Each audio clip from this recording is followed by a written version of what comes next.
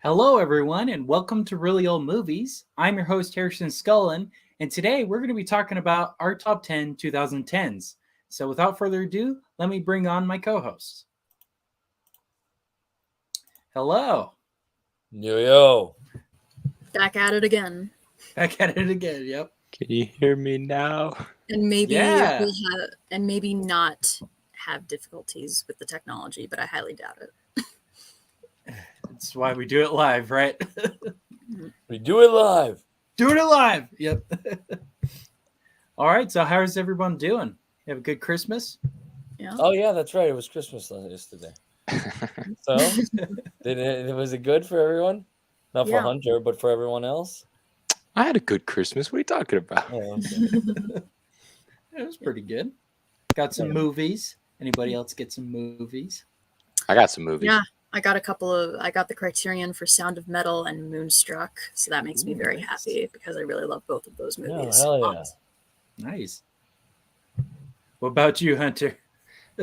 Someone named Harrison gave me a bunch of old movies he didn't want anymore because he has the 4K versions of them and doesn't need the DVD anymore. Are you guys in the same house right now? No. Same town though. Wait, Yeah. where are you, Hunter? I'm at our parents' house. And you, Harrison?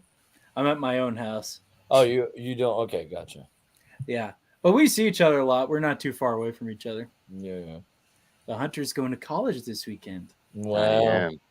I know. I'm moving to Utah on Friday That's awesome. with All my right. new movies from Christmas. Yes, and you'll use your new desktop, right? That's right. Awesome. All right. Well, let's go ahead and get started with our top 10 2010s movies. And I'll be starting it off this week. So without further ado, let's bring him up. All right. So has everybody seen this film here, Les Yes. Miserables? Yes. Awesome. Yes. So I love this movie a lot. I love the music aspect of it. I think it's amazing music. This is one of the few musicals I really, really like. Second to, I guess, Sound of Music. I love the storyline. I mean, it's, very sad and depressing, but just overall the overarching theme of, justice versus mercy and redemption and all of that are really, really good story elements that, made me really intrigued with this movie and just the original Broadway musical as well. Les I was Miserables, actually man. going to ask, Harrison, you've seen the show like on Broadway or West End? No, I have a VHS of the original cast. Interesting. I've seen that. But you've never seen it on stage, right? No, not yet. I really want to, though.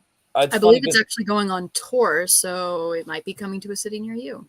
Yeah, that's correct. It actually is interesting because, like, obviously, the musical, one of the greatest, probably, top 5, top 3, of all time. I feel like it's like the iconic musical. Yeah, 100%. That being said, I dislike the film for all the reasons that, for how do I say this?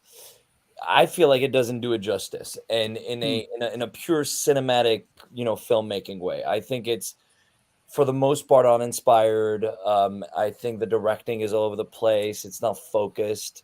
I feel like like a lot of it was badly casted. I mean, Russell Crowe does his best, but like he's not a good singer. No, I agree with that. Well, actually, hold on. I would like to add on to that. Russell Crowe, by definition, he is not a bad singer. He actually he's been in a band for a very, I think back in the 80s. Yeah. But the thing is, the band that he's in focuses more on folk and country, which is a more nuanced way of singing. Whereas with musical theater, it needs to be expressive. It needs to be very belty.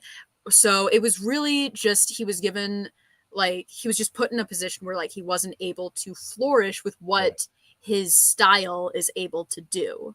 Right. In the way I agree. Someone like Hugh Jackman is maybe more able to because he has Broadway training and he has been trained in classical Broadway sort of ways. So Russell Crowe is not technically singing poorly. It's just, it doesn't mesh well with the style of the music.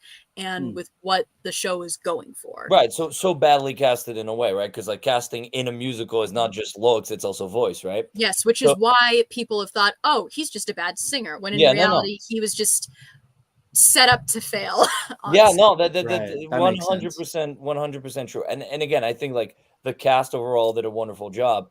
I just think that it was just, for me, very poorly directed.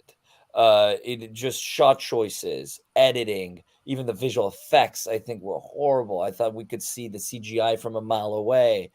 And it was very hard for me to get into, even though I cried the first time I watched it, of course. And, you know, like obviously went into the journey as a lover of the music, you know, and a lover of the storyline, a lover of the characters, because it's the greatest, probably one of the greatest stories ever told, for sure. And it has that really helping it. But I also thought that Sacha Baron Cohen and like the Thénardiers were miscasted. So it just felt very rushed, like every scene from scene to scene. It was very hard to really get into the emotions of it. And just every piece, especially the directing, more importantly than anything else, like the shot choices, I thought were extremely awkward and just poorly thought out, just all over the place. Like we have a wide, then you have a close up in the middle, and then the extreme close up right after that, and then we cut to like a traveling shot, and there's no nuance in the language. So I think it could have been. I don't know how a film like that could have been done well. I think, in my opinion, of course, like because I know a lot of people loved it. But for me, the stage show, beyond anything else, it's like it's the greatest thing ever. So to add on to that, Adrien, I think like I agree completely with what you're saying. And honestly, the movie, after watching it, it makes me more motivated to actually watch the stage show, because I've only listened to the cast recording, because it's like, okay, there are so many pieces in this film where it's so beautiful. Like I would have to say, like Anne Hathaway's performance of I Dreamed a Dream is like one of the most heartbreaking and most powerful and cathartic performances that I have ever seen in a film. Period. It resembles almost Maria Falconetti from Joan of Arc, with sort of the way that it's shot. That's a big yes. Well, no. I was saying like you can see that there's you know, there's an ode to sort of that style of performance that I could see at least. You know, someone who's like brought to this incredibly low space, and that's what I was referring to. I agree. And but the thing is, when like there are those occasional moments where it reaches those really great highs, but then it's brought down by like exactly what you were saying, Adrien.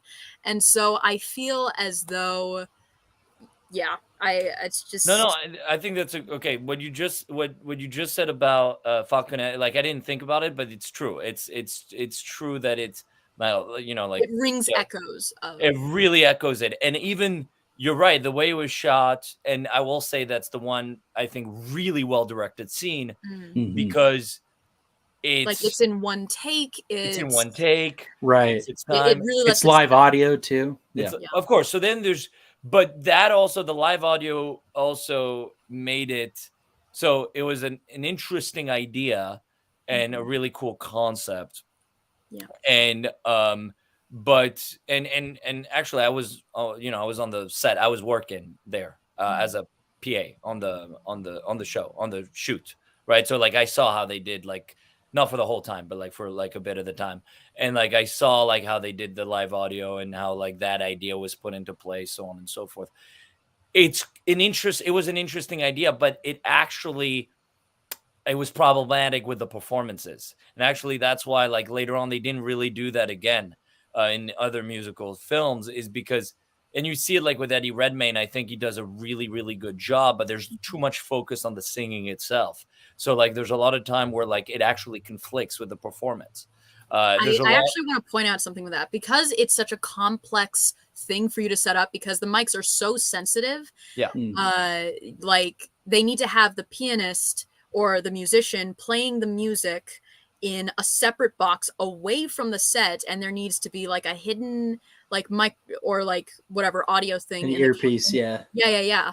And they need to hide the microphone inside the actor's clothing, and they can't have it too close to water because then it's going to pick up the rain, or they can't, during like some of the scenes where it's raining, they need to be really careful because then it'll catch then the sound of the rain is going to overpower that. And honestly, this whole thing also caused issues with sort of the purpose of the music. So for instance, in Jean Valjean's soliloquy, there's a part where he sees like the papers and then he rips them to shreds and he's going, another story must begin. And but in the back, you're hearing the music spike up with like wee, wee, wee. And the thing is, in the original stage play, when the music goes up, he rips the paper. When it goes up again, he rips it again. But in the movie, when he's ripping the paper, it's not in sync with the music. And that's obviously because of just the issue that was happening with hearing the mic. So like he's saying, another story must begin, rip, and then the music comes up, rips again, but then he does it too soon, and then the music happens again. And so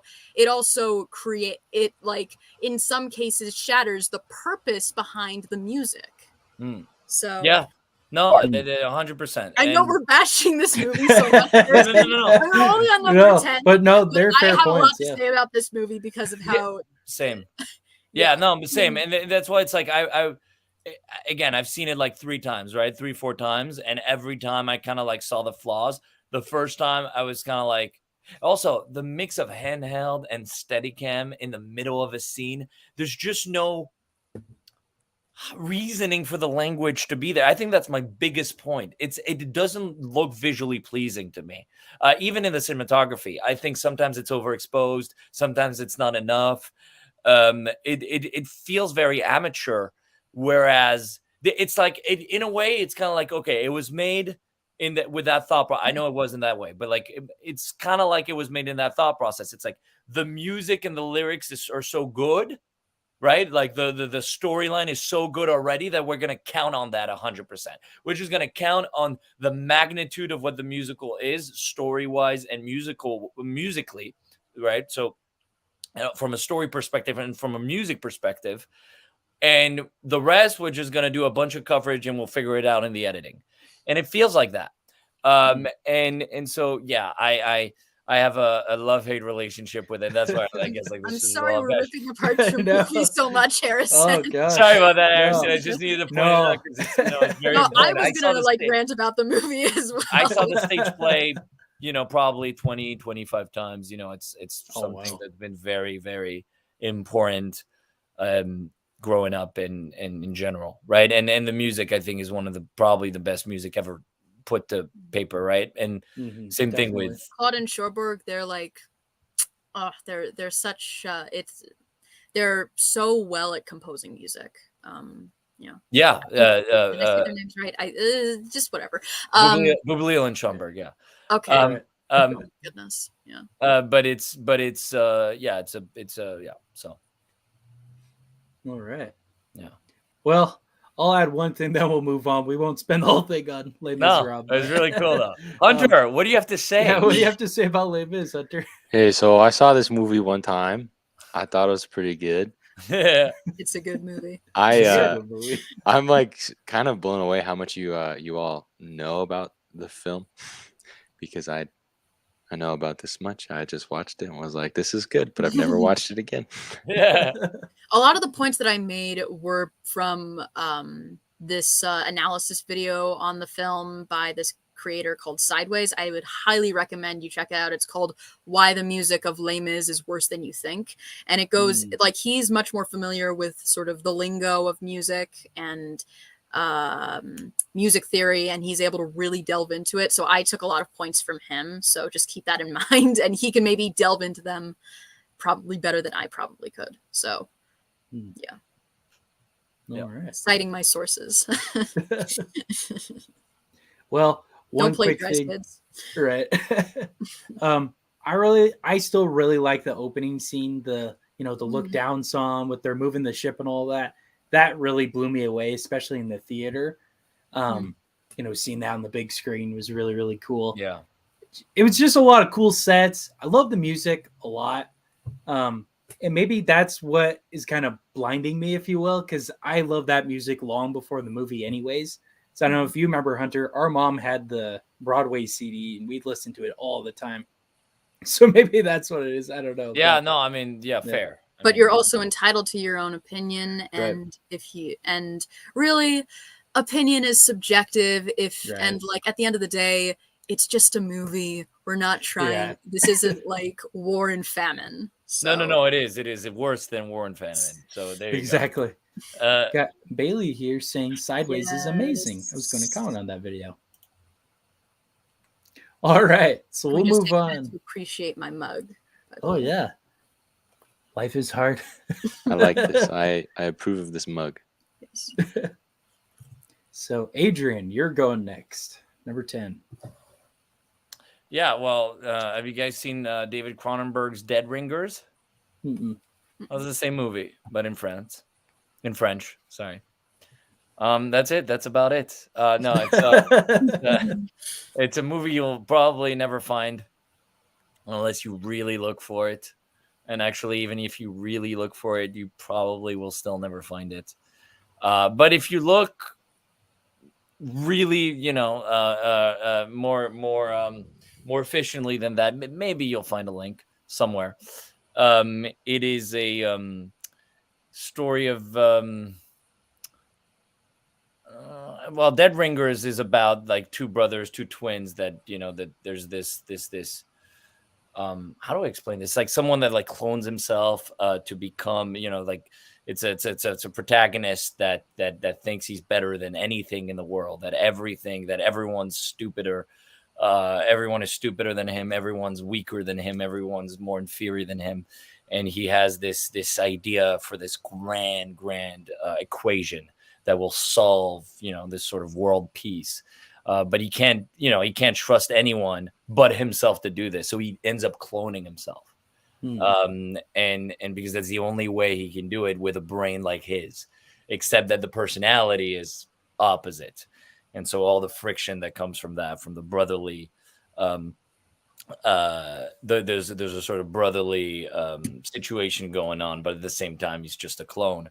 And there's the jealousy and the idea of like going outside and meeting people and being social, and then staying inside and focusing on the work that needs to be done, and all the conflict that comes with that. So it's a fascinating sci-fi piece. Very independently done on a shoestring budget, and it's it's very, very exciting. Also, I wanted to say, it stems from the mythos of Gilgamesh, which first Sumerian mythology, where like Gilgamesh would have a clone of his, Endiku, who would come to end his reign, and in the making create a newfound brothership, which then would be destroyed by jealousy and envy and so on and so forth. So nice. What's that? Sounds interesting. Yeah, I've never heard of this film. Yeah. All right, Hunter, you're number 10.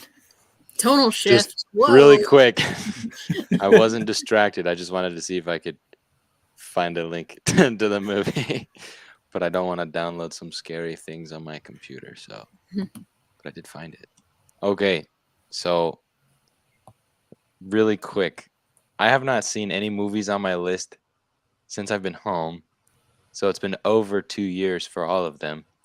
And I feel like if I was watching more movies right now, my list might be a little different and my comments might be a little different. So, but from what I can remember, the reason I chose, or actually, my list are movies from the 2010s that I can watch all the time. I feel like that's kind of what made it that's why they're my top 10s, just because I can watch them all the time. Red, for example, is a movie that I find genuinely funny. And coming from the 2010s, it's been hard for me to find movies that I find funny. I mean, that have been released within the last 20 years. So I feel like this one should get some applause for making me, Hunter, laugh, because it's dang funny. And I love it. It's as long as it makes Hunter laugh, I think it's Look, A point for we Matt. were. I'll give an example. We were playing a board game yesterday with the family for Christmas, and it's supposed to be funny. You make little funny joke comic strip things, and I didn't laugh the entire game, and I feel bad, but it just wasn't Oh, I funny. didn't either. Okay, it just was not funny. But everybody else was like, "Oh my goodness, this is so funny." I was like, "Okay, I'm ready to leave." And I feel like that's me with like every comedy ever that's come out recently.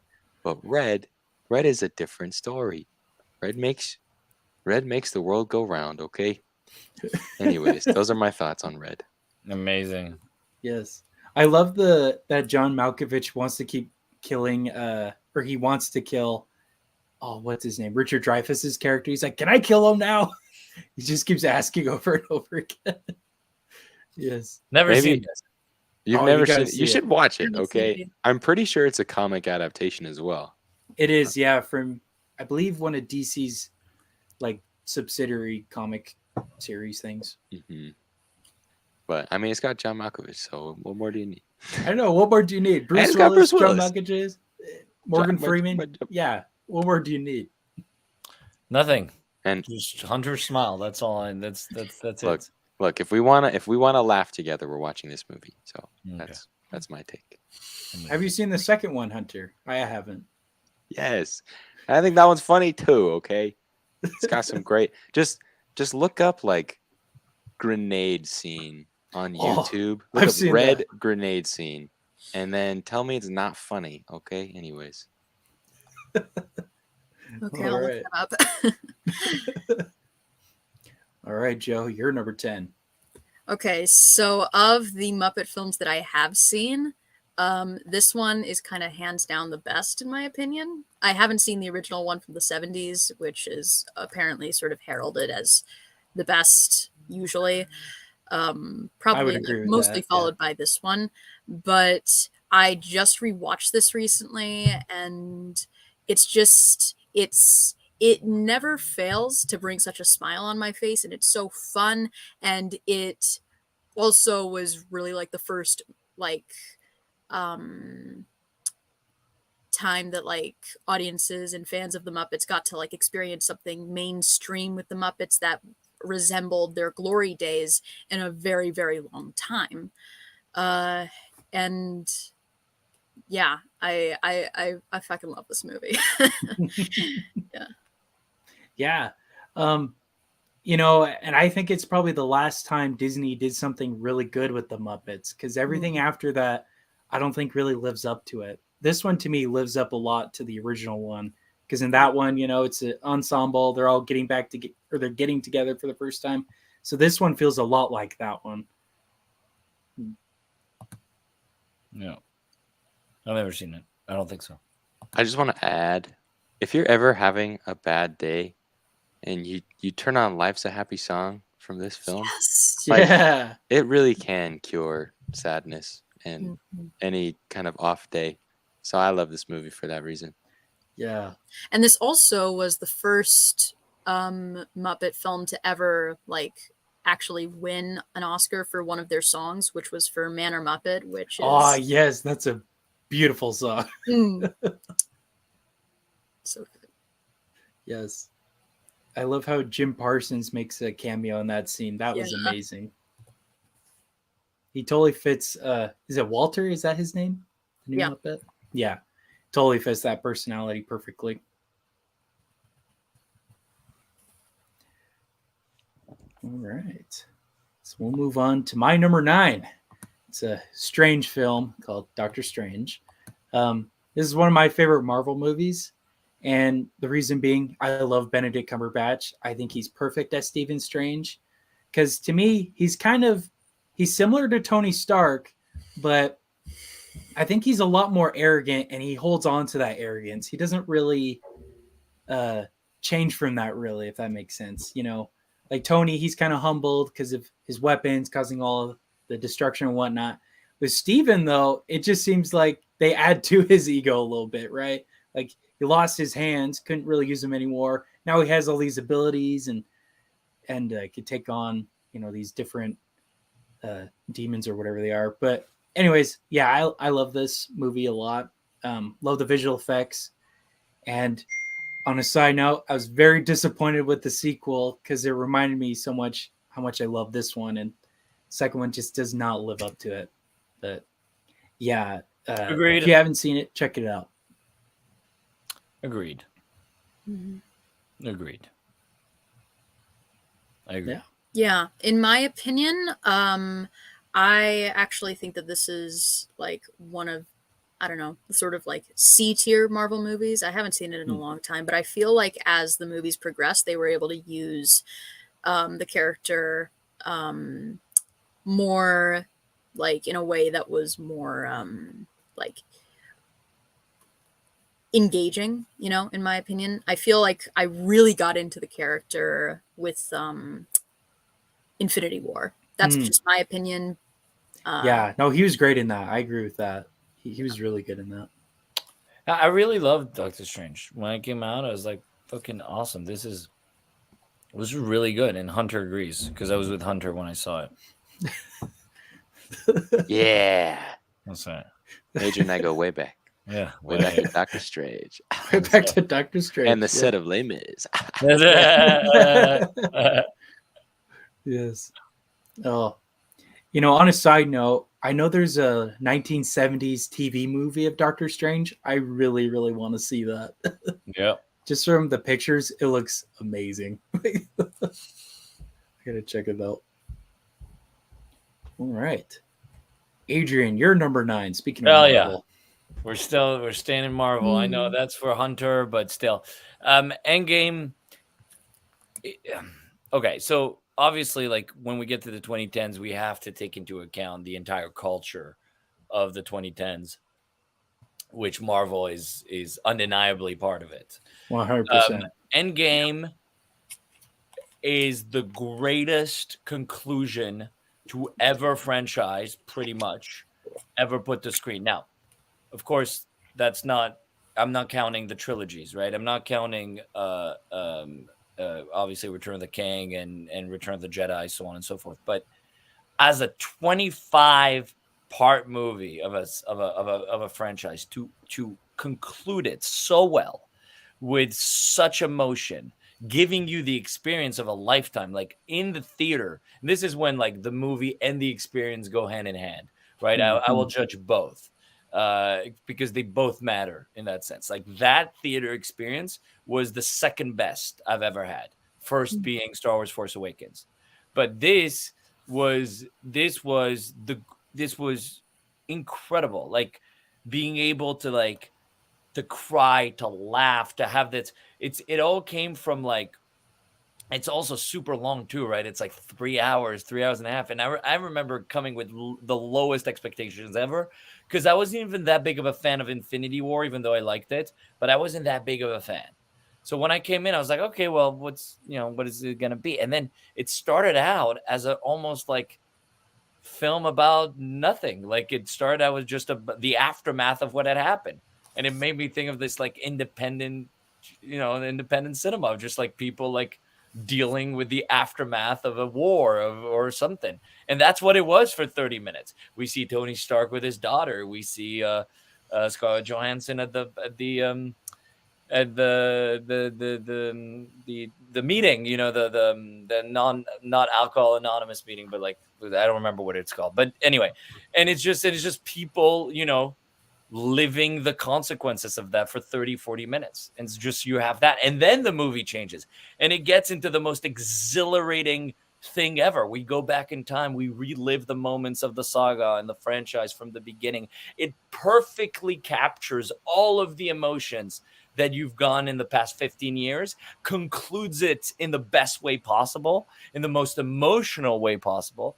And to be honest, you could have never caught me crying at a Marvel movie before Endgame. It was impossible. There's no way I could have teared at a Marvel movie. And at Endgame, I was a mop. So there was, like the emotional experience that this gave me and millions of others is absolutely undeniable. And I think it deserves its place in the top 10 2010 films of all time. Yeah.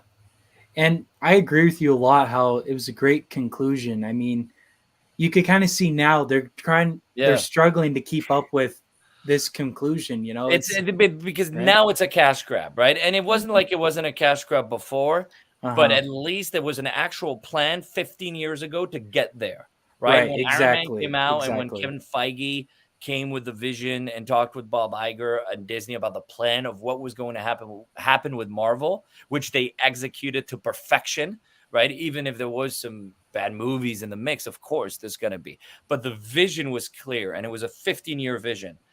And they hit it out of the park like no one has ever done. Yeah. They proved to do something that no one has been able to do.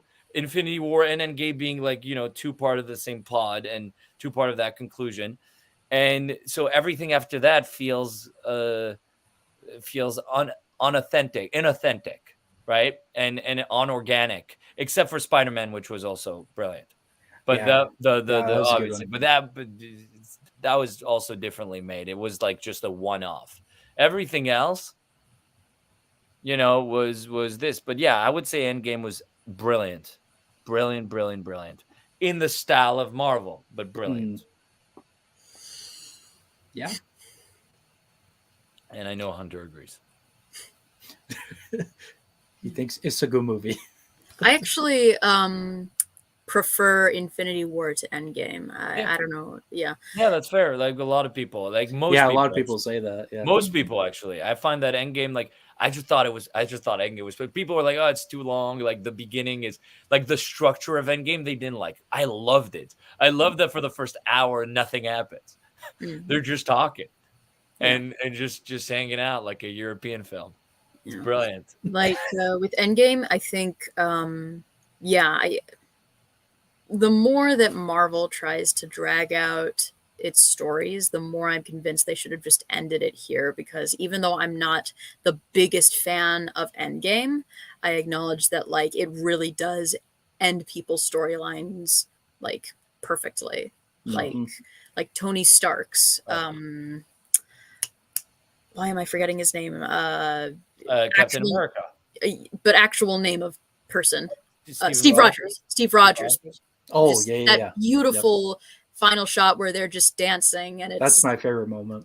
Yeah, and okay, so that's another really good example of like that's the lessons that it teaches for any film. It's really set up payoffs, right? That payoff of that dancing, right, like comes from like 15 years ago. Yeah. The whole the Thor's hammer, right? Coming into Steve Rogers' hands, right? But like, why is it so like? Why were we like? I remember I was like, everybody got up their seats. Yeah, they were freaking out, like profusely tearing up. Like, why? Like, and I think the reason why is because it's so well set up. It's so well put. It was put in at different moments that this was going to. It doesn't come out of nowhere. I think if it would have come out of nowhere, it wouldn't have worked. I think there would have been a little wow, but like we wouldn't have cared that much. It's the fact that the foreshadowing was there, and yet we did not expect it in the moment.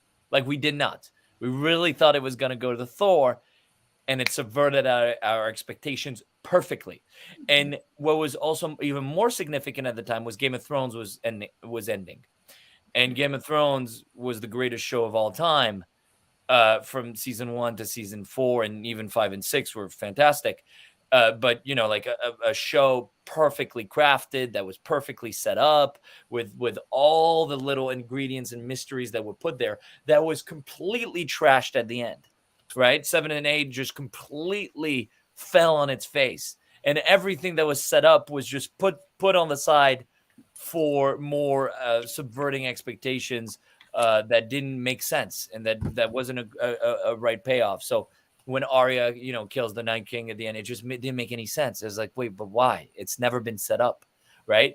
So that happened at the same time. I remember like the finale of Game of Thrones, which was the biggest disappointment in human history, and then Endgame, which was the most satisfying conclusion in maybe cinematic history. So you had both at the same time, and I remember thinking, oh shit, yeah, setup and payoffs, they're very important, and it's very important to to keep to it once you've decided, once you've set it up. Definitely. All right, we got Evan's top 10 list here. Number 10, Cabin in the Woods. Masterpiece.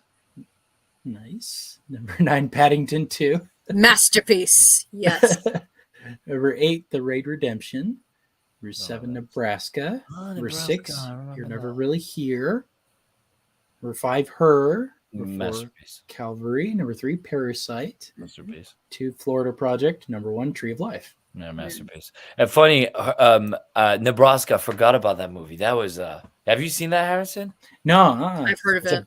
Black and white Alexander Payne directed film with Bob Odenkirk, but like the most unusual film you'd ever think that Hollywood would make. It's obviously independently made, but it's still Alexander Payne, and it was at the Oscars, you know, and it was just such a small film, but like really good, and like I still remember it. Like I still remember moments from it, and it was such an independent film.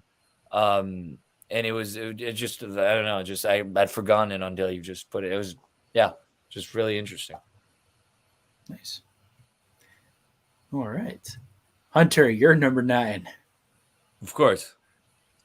Okay. I like this movie a lot. Yes.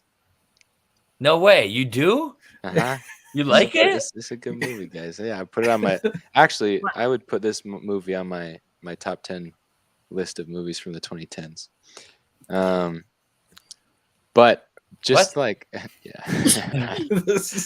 Anyways, I have nothing important to say about this movie. Just that I love Daft Punk, and I think it's super better in this movie, and they did an incredible job with the music. So good. You can still listen to it like right now, and it's so good. It hits just right. Also, visually, this movie is spectacular, in my opinion. I love the vehicles and the action and the excitement. I think there's some weird, I will admit, there's some like drawbacks about Tron Legacy. Is it kind of just does everything a movie's supposed to do to like grab the attention of a male audience wanting their favorite like media recreated 20 years later. So in that sense, it's a little bit generic in the idea that like they kind of just do everything that the movie should do. But I don't care. I like it. It's good. It worked on me. So there you go. Amazing. Yes. I'll say my thoughts because it's also on my list. So yeah, it's a good movie.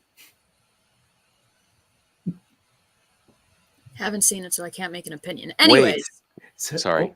Oh, just really quick. I'm so sorry. But if we're talking about like technological advancements as well, like with the first Tron movie coming out and them deciding to do, I guess they had plans to do everything white instead of black with lights, but there wasn't enough artificial light in Hollywood or whatever to generate that effect. So they went the other way around. And then they had like 3D animation and stuff, which was crazy. So anyways, like this is like where we start to see this like old recreation of people's faces with 3D animation in Tron Legacy. Yeah. And it's like it's a turning point in like, in my opinion, of like where computer generated images went. Not just in your opinion, it's a fact. Okay. It's So just to point out that Tron did do another Tron thing, which was 100% kind of push technology. Moving from one tonal shift to another. That's a masterpiece right there. Wait, what are you pointing at? What, Hunter's picture? No, the poster that's on the screen right now. Okay, yes, okay, Ernest and Celestine. In my opinion, this is the most wholesome and adorable film that I have ever seen. Like, I'm surprised you even know, but did he come to America? Well, yes. I mean, I assume it did. I mean, how else would I have watched it, you know? Interesting. So I remember seeing this when I was really getting into like independent animation, and this one always really stuck with me, and it still sticks with me. It's just such a cozy movie, and it's also really nice to watch in the winter because it just it has that sort of vibe to it, and the relationship between the two characters is really wholesome. I think it also is aiming to be somewhat of a parody of buddy heist films like Bonnie and Clyde, except a little bit more wholesome in this case, and really is showing that just this really wholesome story of friendship. And the art style as well is so beautiful. It uses watercolor techniques in like, I know that it was digitally animated and hand-drawn animated, but they gave the effect of it to look like watercolors in ode to the original children books that this is based off of. And I think this is a very underrated film and a great one. And you should definitely check it out because you will not regret it, because it's so, it just brings such a smile to your face, and it's, yeah, I love it. Agreed. And the word is aquarelle. Aquarelle was what they used for the demos. But yeah, no, it's what they said. All right, we got Evan here saying Nebraska is so weirdly authentic. Feels like you could have lived it. You've seen so many similar interactions. Yeah. Super underrated. Yeah, that's true. And I've never lived in Nebraska or any place like that, and yet it does feel like that. It's very, yeah. All right. So we'll move on to my number 8. Oh, yeah. A little film called True Grit. It's a remake of a 60s Western. I really love this movie because I just love the storyline overall, you know, with the girl. She wants revenge on the death of her father. She has Rooster Cogburn, played by Jeff Bridges, who's amazing in this movie, and Matt Damon. They're helping her out, moving along, trying to get the murderer, who's Josh Brolin there.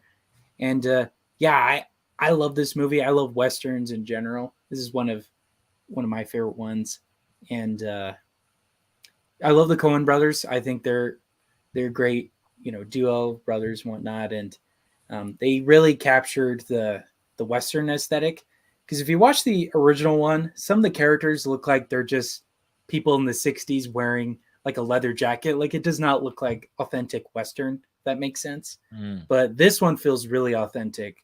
Like even the lighting and the costumes and the setting, it all feels very, very authentic. Like have you seen this movie before I keep going on? Yes. Okay, cool. One of my favorite scenes is where they do like a shootout at this log cabin. So like Rooster and the girl, they're on top, and at the bottom, he's like sniping all these guys. Mm-hmm. When they go into the cabin, it's like super dark, right? Because it's just the fireplace lighting it. So I just really like that little touch to it. My favorite scene is the horse running out of steam, and has to be let go at the end. The visual there was an interesting choice. Didn't think they'd go there, but yeah. Yeah. All right. What about you, Hunter? Wait, where did they go? I don't remember. With the horse running out of steam? Yeah, at the end. Remember when it dies? Mm-hmm. I just don't remember what it looks like, but it's a very bluish, purple almost. It was a very interesting lighting. I just remember it being. I like the movie. I'm not a big fan, but I liked it. And I just remember it was different than just normal night. So that like kind of struck me. Yeah. Like I remember, you know, one of those things that you'll remember, you know. Mm-hmm. For sure. It's definitely a movie I paused a few times when I watch it just to like stare, just because there's one specific shot where they're coming up into the snowy woods and there's just like all these tall black like oak trees that don't have any leaves anymore because it's cold. And there's a body hanging. Oh yeah. And I don't know why, but it's like a really far away shot. Like they're still coming in. They're introducing this like new set, this new area.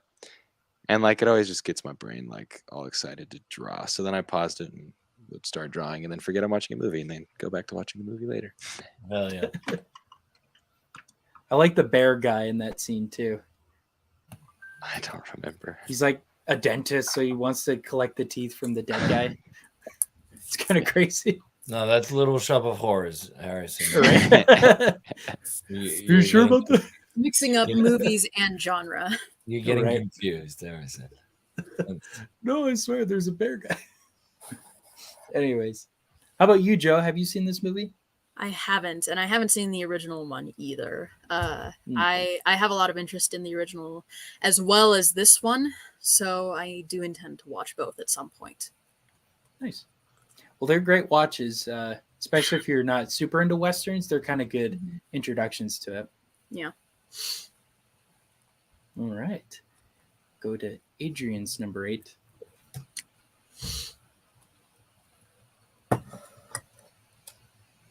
Adrien. Live. That's my turn. Has anyone seen it? I haven't. No. I've only heard Oh. vague stuff about it. So, back to the Malik stuff. I feel like every single Malik has been in my list. So it's kind of the Pretty much, it seems. like That's me with Miyazaki, so it's okay. yeah, right. It's just probably the greatest, most impactful, most insightful visual poem of the 21st century. No one makes films like Malik. Remember, we talked about just the evolution of Malik's career when it started very grounded, right? It started very like narratively driven with Badlands, and then it moved on to Days of Heaven, and we started to have this poetic nature to the visuals, while still holding ground on a narrative storyline. And then we move on to the New World, and we wait, the New World first. No. The Thin Red Line, which same like, yeah, we have the narrative line is becoming thinner and thinner as we move on, as we grow into his films. So we have the Thin Red Line, which is thinner, and then you have the New World, which is the same, and it grows towards it. It all evolves to get to the Tree of Life, which is an all around just purely visual poem with a bit of storyline scattered through it, but that just shows you the entire life, like literally the life of the planet, the life of the world, the life of humans and animals and planets, and all within one big visual spectacle.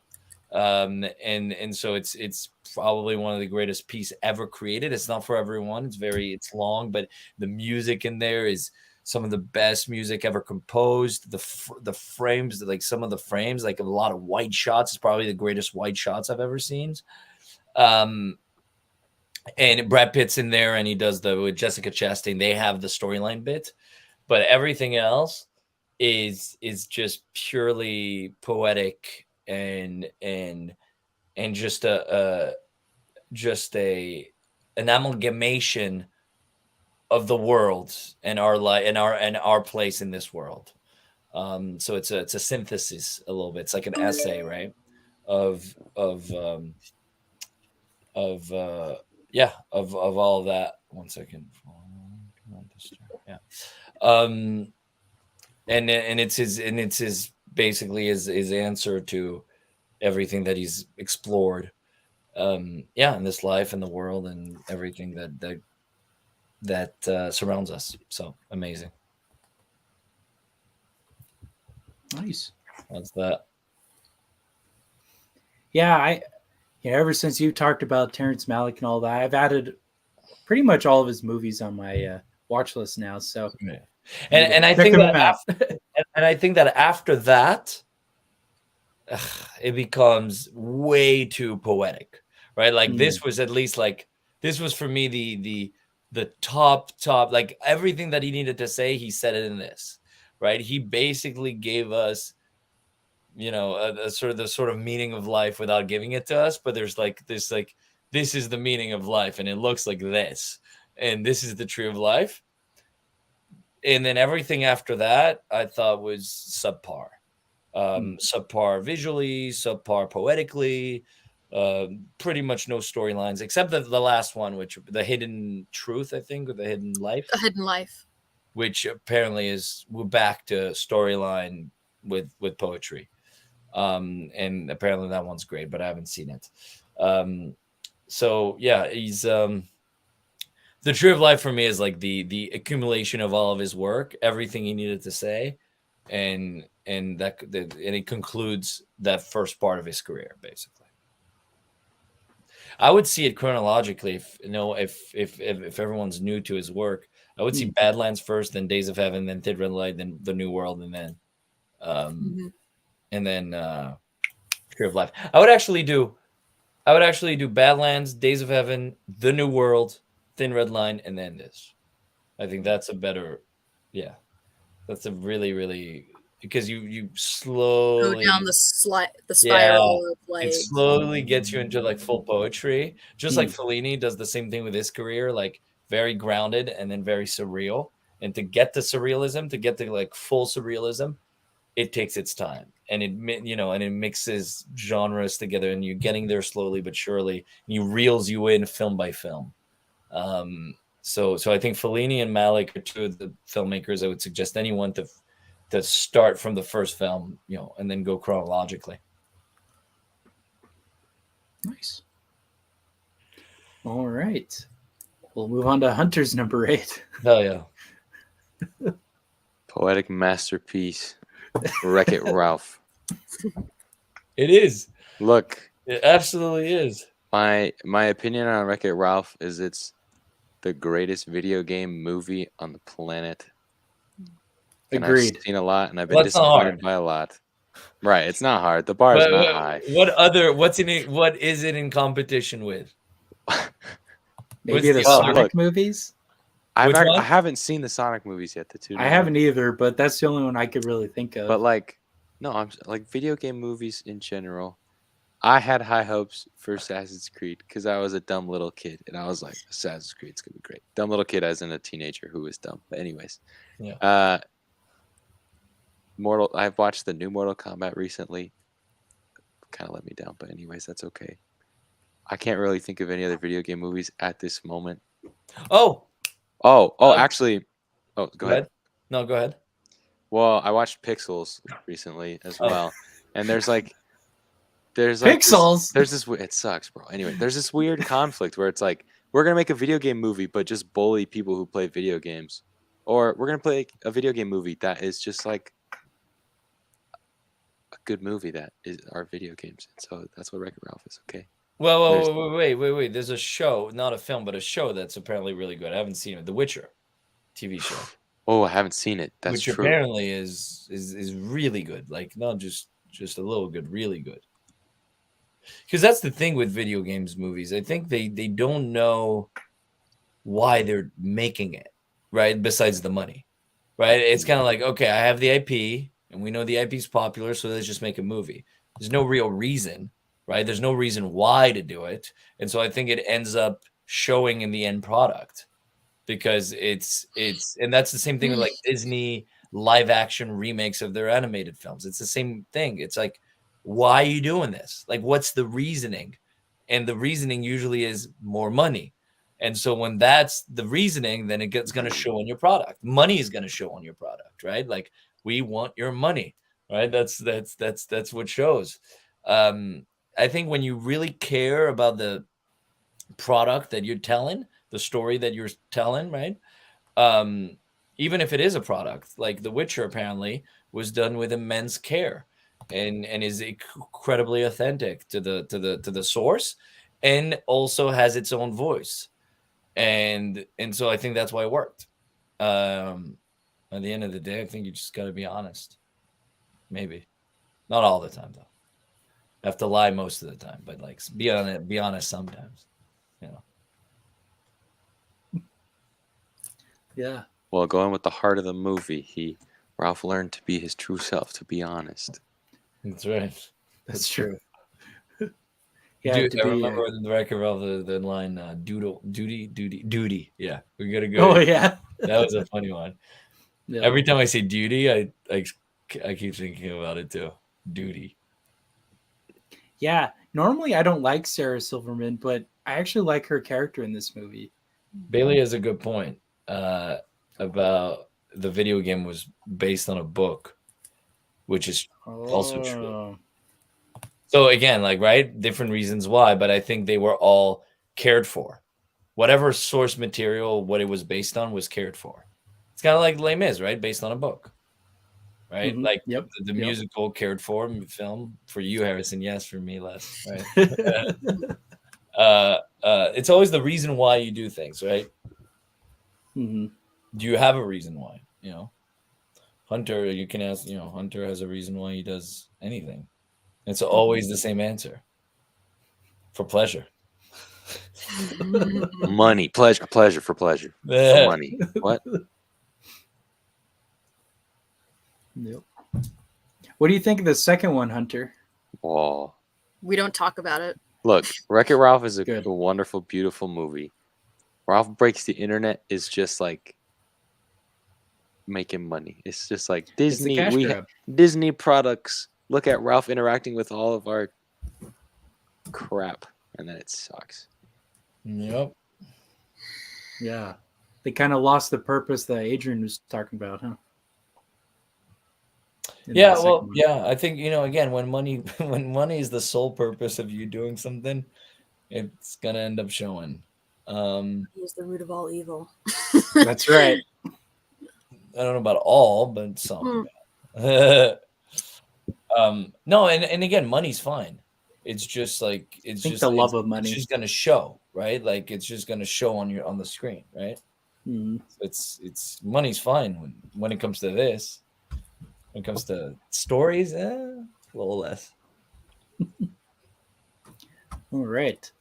We'll move on to Joe's number 8. So I was just talking about Miyazaki, and this is such a beautiful film, even though I have absolutely no interest in airplanes or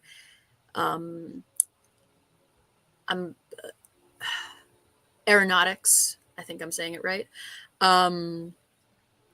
But it's just a beautiful story that illustrates the confliction that happens when you have this passion of yours that you have to follow, but you also have these strong connections to others and sort of being able to figure out what really matters to you, you know?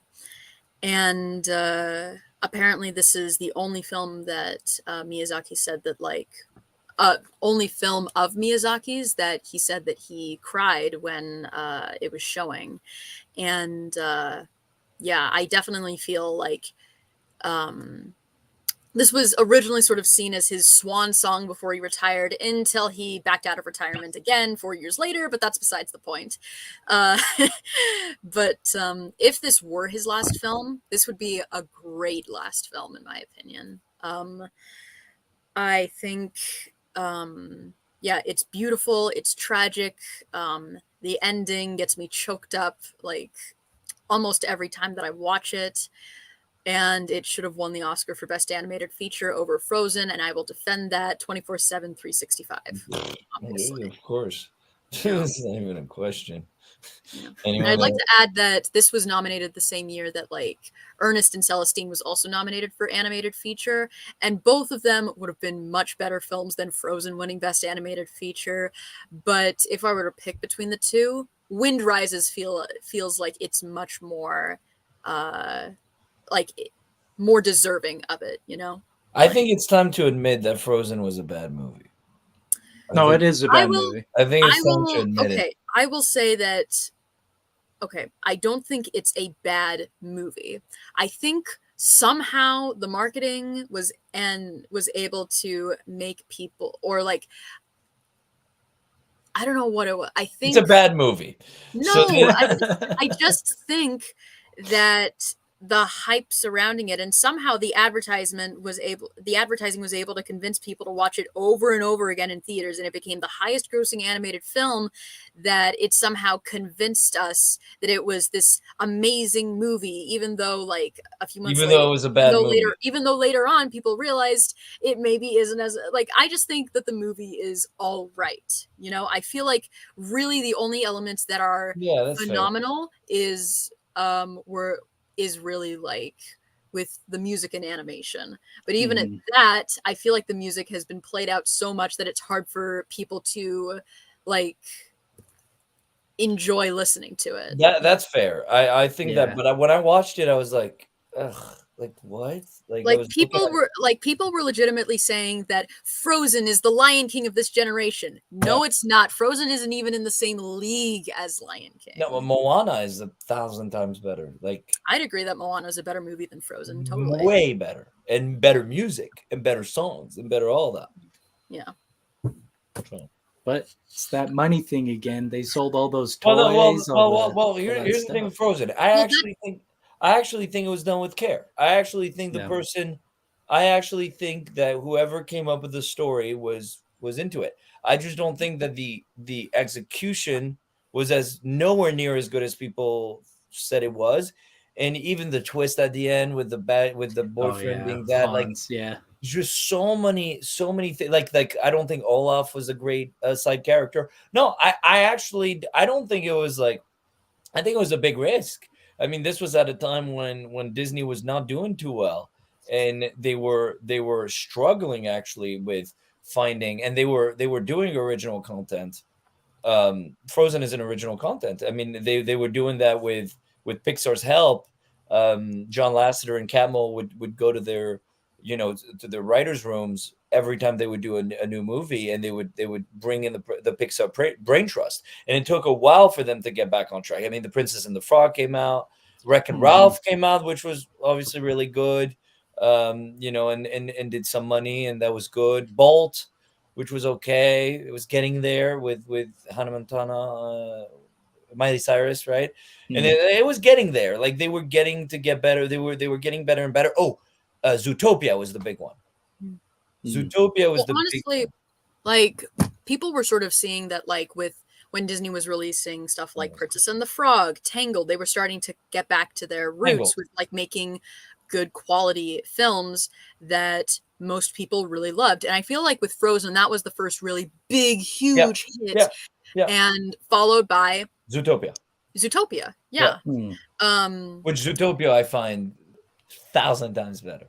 Yeah, it still amazes me that like Frozen got that popular when there are such better movies released in that same decade. Like you said earlier, Zootopia, Tangled, Tangled is better. I even liked, and that was at a time when Pixar was starting to have their flops, or at least like with Cars too.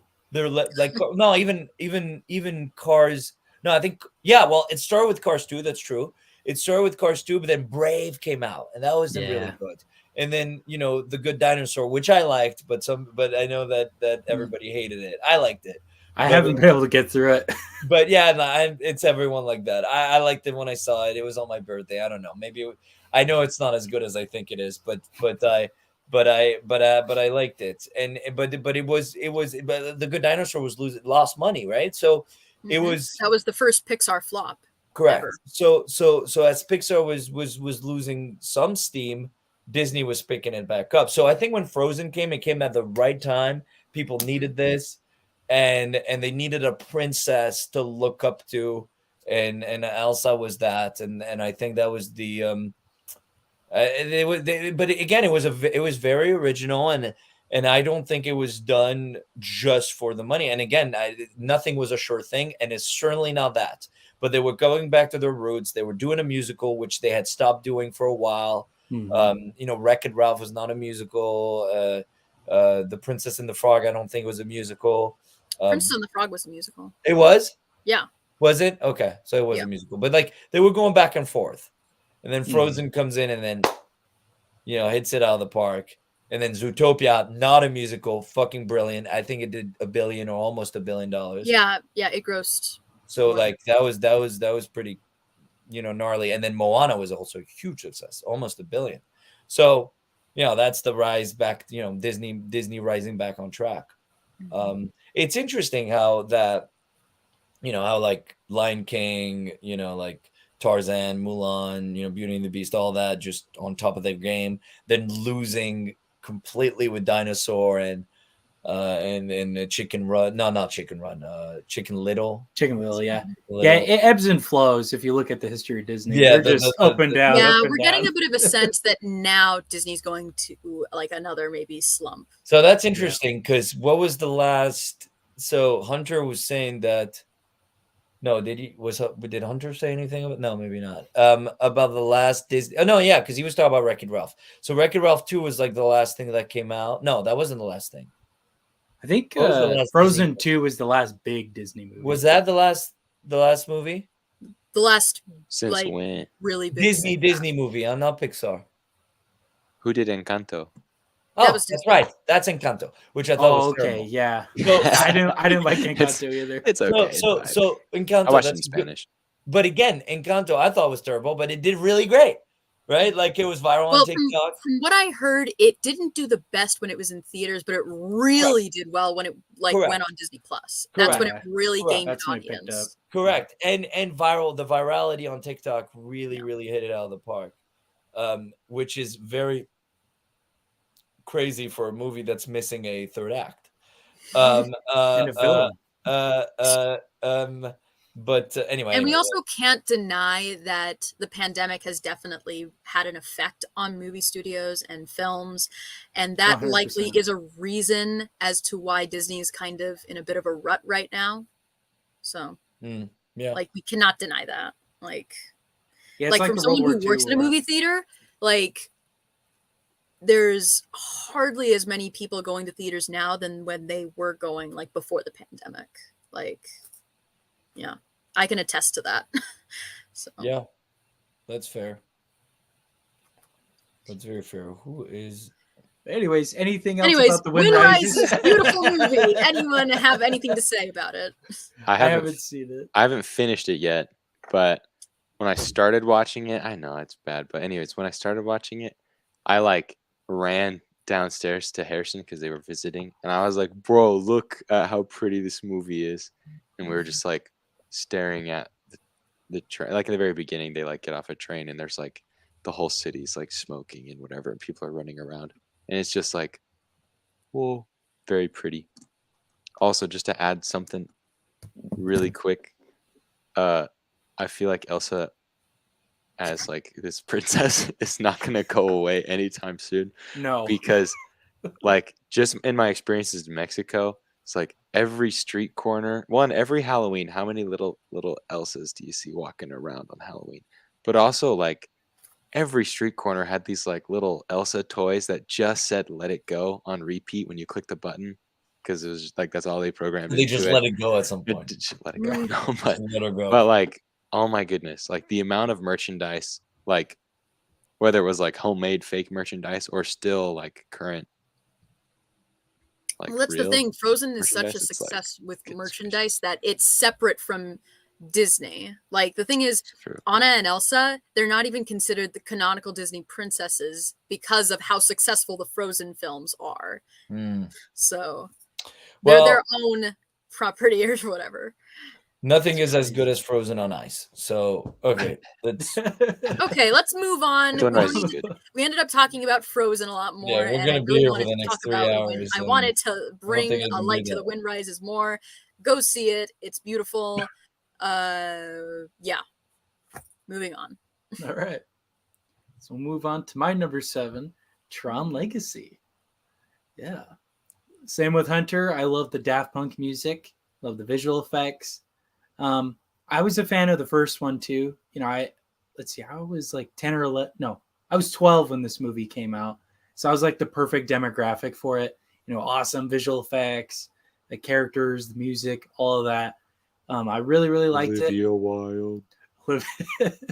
Yes. When you're 12 years old, right? Yeah, it was the perfect movie for me when I was a kid.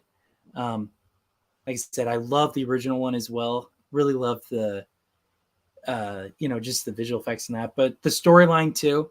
I love the users and the programs, fighting each other and all of that. I don't know. It's just a really cool storyline. I wish we could get a sequel. I doubt we ever will. I don't know if this was really that successful, just overall. So, but I really hope they do something with it because I think it has a lot of potential versus a lot of other sci-fi properties Disney has. I think this one deserves more attention. I don't know, but yeah, love Tron Legacy, love music. Yeah, it's great. Beautiful.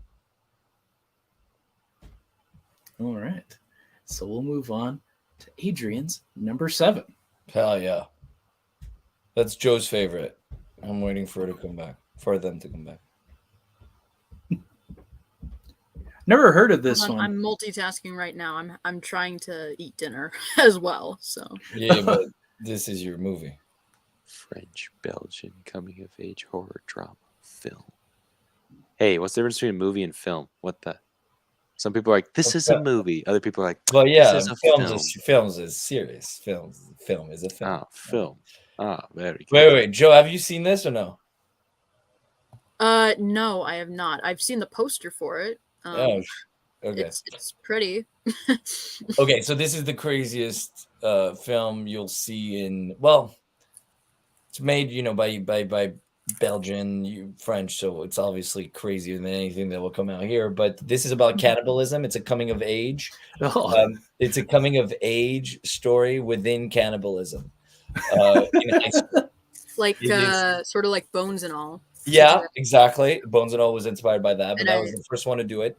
And the film director is a woman called Julia Ducournau, who is my favorite female director, or one of my. Have you guys seen Titan? It's a new movie that came out. I've heard of it. Won the Palm. Same director.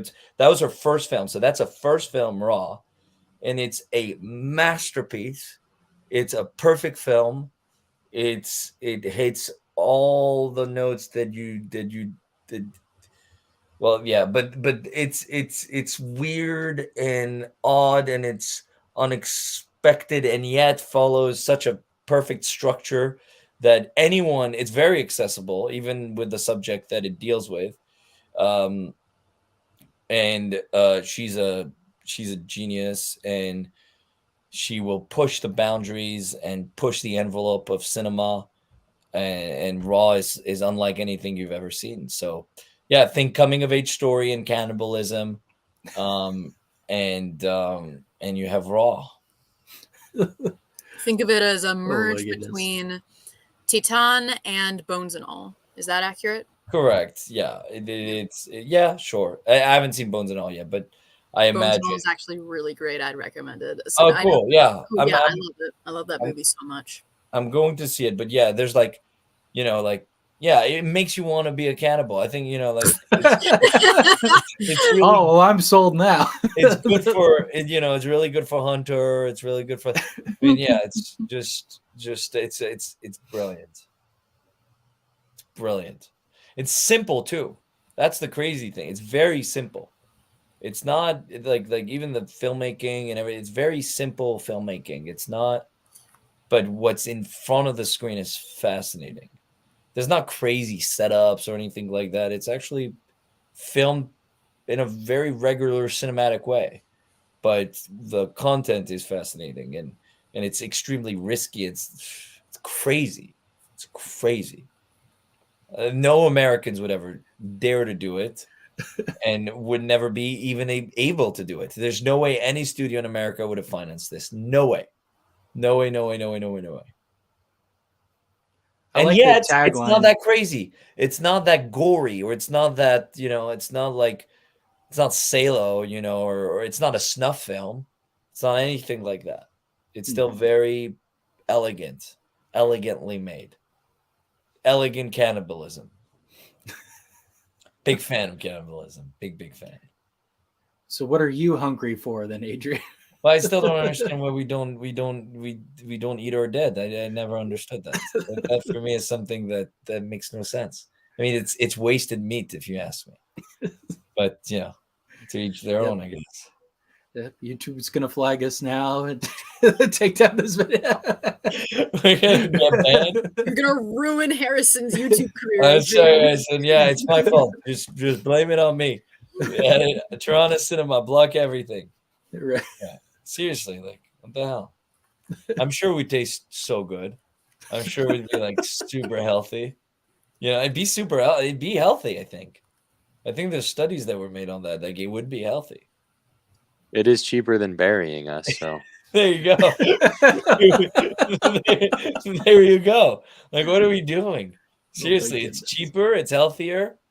You know? Yeah. Oh, here we go. Bailey says there's been a rise in cannibal media over the past half decade or so, especially the last couple of years. That's true. Yeah, Bones and All, Raw. There's like the new. There was also like there was this Cannibal Society that was out there that they documented recently, where they like explain like once, but they don't like kill obviously live human. They don't kill people to eat them. They wait, till they die and then they eat them. And so in a way it's kind of nice because it's like then they become a part of you, like right, like their memory, their flesh is inside of you. There's something about that, but even though it's gonna be shitted out anyway. All right. Dude, are you like friends with Army Hammer or something? Yeah, I know. I wish. No, but Army Hammer's different. I think he wants to kill people. I think he's into life. No, like alive people. No. He's into that in that sense. I don't know. It's some clandestine weird stuff. We're going down a really weird rabbit hole, so maybe we should move on to the next Moving on. Hunter, you're number 7. All right. Unfortunately void of any cannibals, the film Super 8, the movie. I think that this movie is a little bit significant for me because this is when we started like purchasing digital movies and like having Vudu store all of our movies or whatever. So like anytime we went on like a road trip, I'd pull up the iPad and the only thing I could watch was Super 8. So I watched it a lot. And for that reason, I like it a lot. And that's all I got to say. It's amazing. Good. Just a fun kids go on an excellent adventure. Save the day. Pre-Stranger Things. Uh-huh. Yeah. Pre-Stranger Things, but post-80s, and it's great. Beautiful. Yeah, I think it's underrated. I don't hear too many people talk about this one. Yeah, I feel lukewarm about it. It's good intentions, but I feel like it's I don't know. JJ has a knack for starting something and that's potentially really good and then half-assing it. I feel like, and I feel like he does that with pretty much all of his career. Did that the Star Wars movies, like the Star, but not just like even the Star Trek. Like there's some really good stuff in there, a lot of good stuff. But it always like, oh, like you really did it that way, or like, oh, it just feels like, I don't know. It's just Super 8 just left me a little cold because of that. It just wasn't satisfying. Or like it didn't fulfill me as I thought it would, So, my friend Bernardo really likes this movie, so I haven't seen it. It's good. You should watch it. Well, you've convinced me, Hunter. I'll definitely say Stranger Things does the nostalgia and all that better than this movie. Season 1. Yeah. Definitely season 1. Yeah. But I don't know. There's just something about this movie too. I haven't seen it in a while, so maybe my opinion will change. No, there is something about this. Like there's a lot of good there, stuff. right? There's a lot of good stuff. And again, like that's why it's a little disappointing because it's JJ like has really good intention and executes really well in a lot of ways. It's just sometimes I'm like, what it lacks a point of view. That's what I feel mostly. It lacks a point. It lacks his point of view. Like he's executing, but what are you trying to tell us with your language, the shots that you decided to put in front of us, the scenes that are that are happening in front of us. Like, what's the point of view? It feels just I don't want to say generic, but it does feel like, yeah, like it's well made, it's competent, but I'm lacking the feelings. So yeah. All right, we will move on to Joe's number 7. I know you're not gonna like this, Adrien, but I really, really love this movie so much. It's probably my favorite film from Guillermo del Toro, although I haven't seen Pan's Labyrinth or Kronos or the one with the devil. Hellboy. No. It No. says devil in the title. Oh, Devil's Back. Yes, Devil's Backbone. What about Crimson Peak? What? Crimson Peak. That's the best one. It's the best Guillermo. Okay, go. Yeah, I think it's I think Del Toro, he's aware of how fucking weird the concept is for this fish man and this mute woman to fall in love. I think he knows that it's a weird concept, but it's sort of like allowing sort of the suspension of disbelief. And really at its core, it's this story about misfits finding each other. Because in spite of how ostracizing, like, you may feel in the world, or the world makes you to feel, it doesn't mean that you're unlovable. It doesn't mean that there's no possibility of joy for you. It doesn't mean that there's no one who would want to spend their life with you. It doesn't mean that there's anyone who doesn't want to be by your side, because there are people who are your people who will lift you up and make you feel value. And I think it's a beautiful story of that's told in a very unique lens. And yeah, I love this movie so much. I love the look of it. The score by Andre Desplat is beautiful and so unique. I love this movie so much. Nice. I haven't seen too many of his films either. I haven't seen this one yet. It's on my watch list, but I love how unique his style is. Like when you see a trailer of his or whatever, you know it's his style.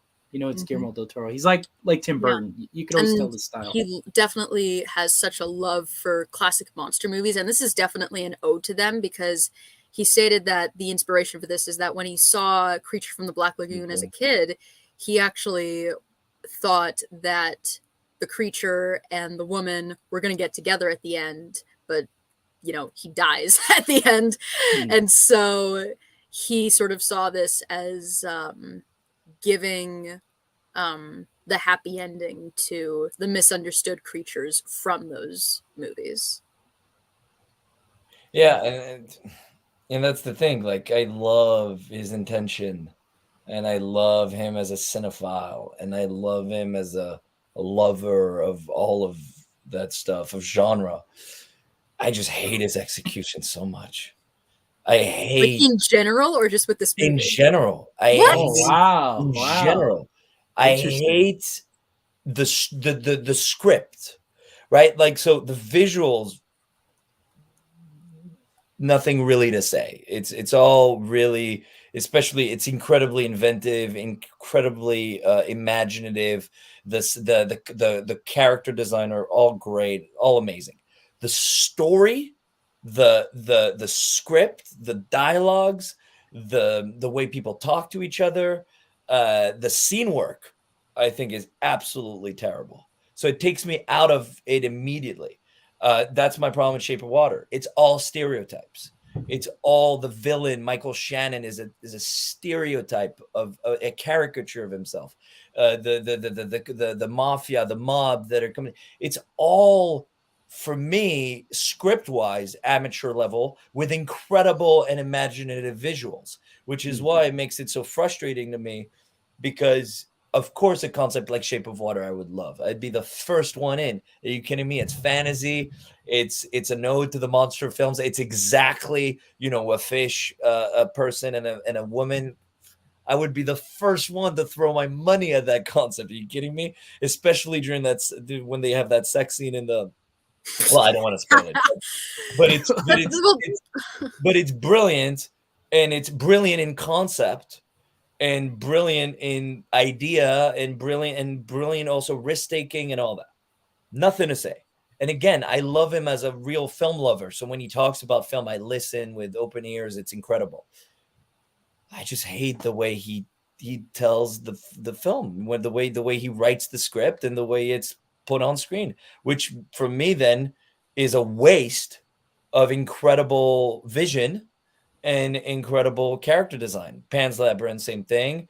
The only thing I accept is Crimson Peak because one, the Bailey said it perfectly. The production design of Crimson Peak is impeccable, modern made Gothic romance at its finest, right? So 100%. But and the storyline of Crimson Peak is also very streamlined. It's all very thin. So a lot of people could roll their eyes at the storyline. But I don't know. I guess the production design, as she said, in the aesthetic was so well done and so pleasing that it got me into the world, and I didn't care that much that the storyline was a bit simple, right? It was a bit too easy. I ended up really liking it, and I love that. I ended up loving that film. But everything else, it's just every time there's always a problem. It's like I come in, I have high expectation. He has an incredible style. I love the trailers. I love all of that. And I come in and I'm just disappointed because the story brings me to a very amateur level again, especially with the script work. Shape of Water, I wanted to love this so much, but every time it's like cliche after cliche after cliche, and then the dialogue is just very poorly written for me. So that's my problem with it. But again, I know so many people love it, love him. You know, I'm in the utmost minority when it comes to his work. You know, people just see it and don't see the same thing I do. So now I know how you felt, Harrison, at the beginning. Right. And again, minority here, and I want to love his work so much. When I heard Pan's Labyrinth score at the opening of on Apple TV, when you click it and there's like the menu and the score comes in, I said, okay, that's it. I don't know how I'm going to be able to watch this. I'm going to cry from beginning to end. It's going to be the greatest film. It's the character plus the music. There was no way it could go wrong. But then it's like, oh my God, really? And even the story is not even that interesting. Anyway, but that being said, I agree with everything Joe said about Shape of Water, like the misfits, the idea that just everything that came from intention and like I want to talk about that movie the way Joe talked about it. I really do, but unfortunately I can't. But yeah. Well, you alluded to this earlier, Adrien, but I hate it when people just equate this or just think it's just the fish fucking movie when really it's so much more than that. Of course. And all of what goes into it, like it's a true love story. I just think it's a very the love just okay. Yeah, but produce, have you seen The Orphanage? No, I have not. Let me see. No, I don't think I have. And that's the thing with Del Toro. It's like I always give him. There's always, okay, let's watch the next one. Ooh, that looks interesting. Holy shit! Made by. You didn't love Hellboy though. Hellboy's so good. No, do you mean the wait? Ron Hellboy. Perlman. Even as someone with the red creature. Yeah. Yeah, I saw that as a kid. I don't know. Maybe it's like, yeah, I guess. Even as someone who loves Del Toro, I am not the biggest fan of Hellboy. Oh. Yeah, I don't know. It's probably, again, for me, it's Crimson Peak. Crimson Peak. There's an incest storyline in Crimson Peak. Obviously, big fan. But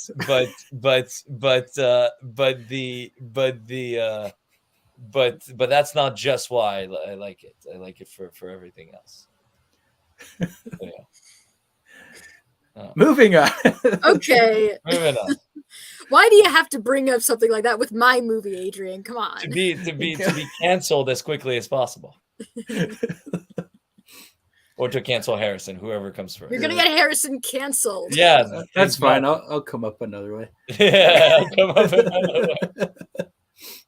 All right. Here's my number 6, changing tones here.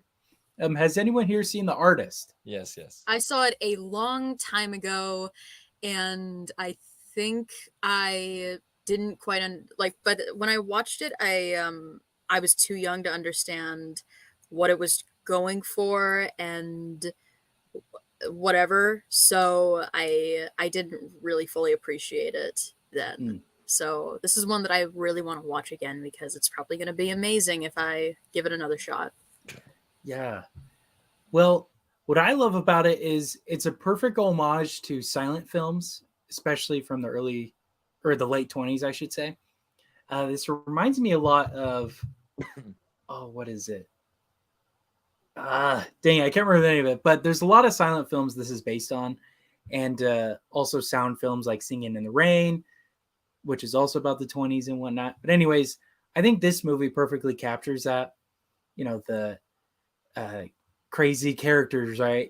And the storyline and because it's a silent film, the score in the background, it sounds exactly like a 1920s organ music. It's perfect. I just saw this like 2 years ago, so I had never seen it before, and I'm glad I did because since I've seen this and since I've been watching more silent films, I've learned to appreciate them a lot more.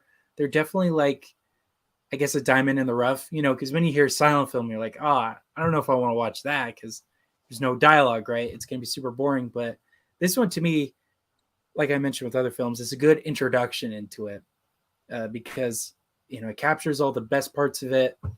And I don't know. It's a great film.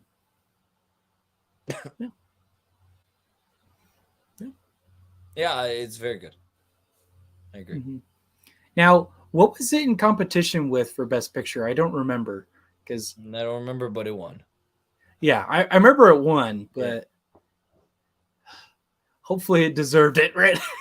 Because I really like it. But yeah, it's good. It's very good. I don't remember much of it, but I remember liking it when I saw it. Mm-hmm. I really like the romance between the characters. I think that's what really intrigued me. Is they have really good chemistry. Yeah. Have you seen it, Hunter? No, Hold on, I'm searching up what it won against at the Oscars. Hold on. Okay. I'm curious. Please don't be Inception, because I really love Inception as well. Wait, what year was it released again? Do you think Inception was nominated for Best Picture? Yeah, probably. Might have been 11, though. I think Inception was 2010. So maybe it was 2011. It was the 2012 Academy Awards celebrating the films from 2011. Best Picture. Okay, the other ones were The Descendants, Extremely Loud and Incredibly Close, The Help, Hugo, Midnight in Paris, Moneyball, The Tree of Life, and War Horse. So obviously Tree of Life. Like there's of the ones that I've seen here, my favorite one here is actually Hugo. I really like that movie, and I think I really love that movie. It's actually a really bad year for movies. What? Like look at Extremely Loud and Incredibly Close. I guess. Midnight in Paris. Was that 9/11 movie? Yeah, it was fine. Midnight in Paris was good. Films like Drive and Melancholia weren't even nominated, so right. And I'm not even a big fan of Melancholia, but love Melancholia. I acknowledge it's very well made. So War Horse was horrible. Tree of Life, obviously brilliant. The Help was cool, good, was good. Descendants was fine, guess. Moneyball was fine, I guess. Hugo was good. Yeah, there's not a. Okay, well then I'll stand by it. The Muppets for Best Picture. Oh yeah, was that the same year? Yeah. Oh no. Well, I'll stand. We can all get upset at this lineup for Best Picture. Yeah. So in that sense, I can kind of like, I know that there are some people who are not the biggest fan of this movie, and they're upset that it won Best Picture. So in that sense, when you look at sort of the lineup and just the output of films from 2011, it's kind of like, okay, I can, it's whatever. That kind of makes sense considering the year and the lack of certain films getting attention from the Academy as they usually do. Mhm.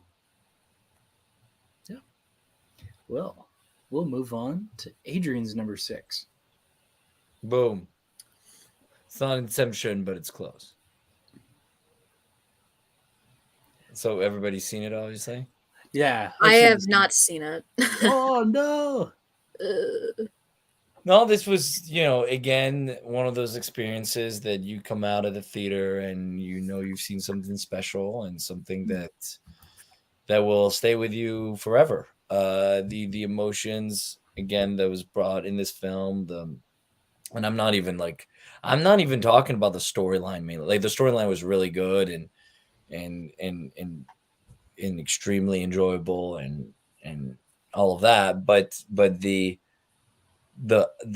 atmosphere, right? Like, literally, Yeah. the music with the visuals, the moments of silence, the fourth realm at the end in the black hole, visualizing what space could actually look like.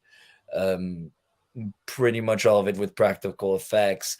The notion of time and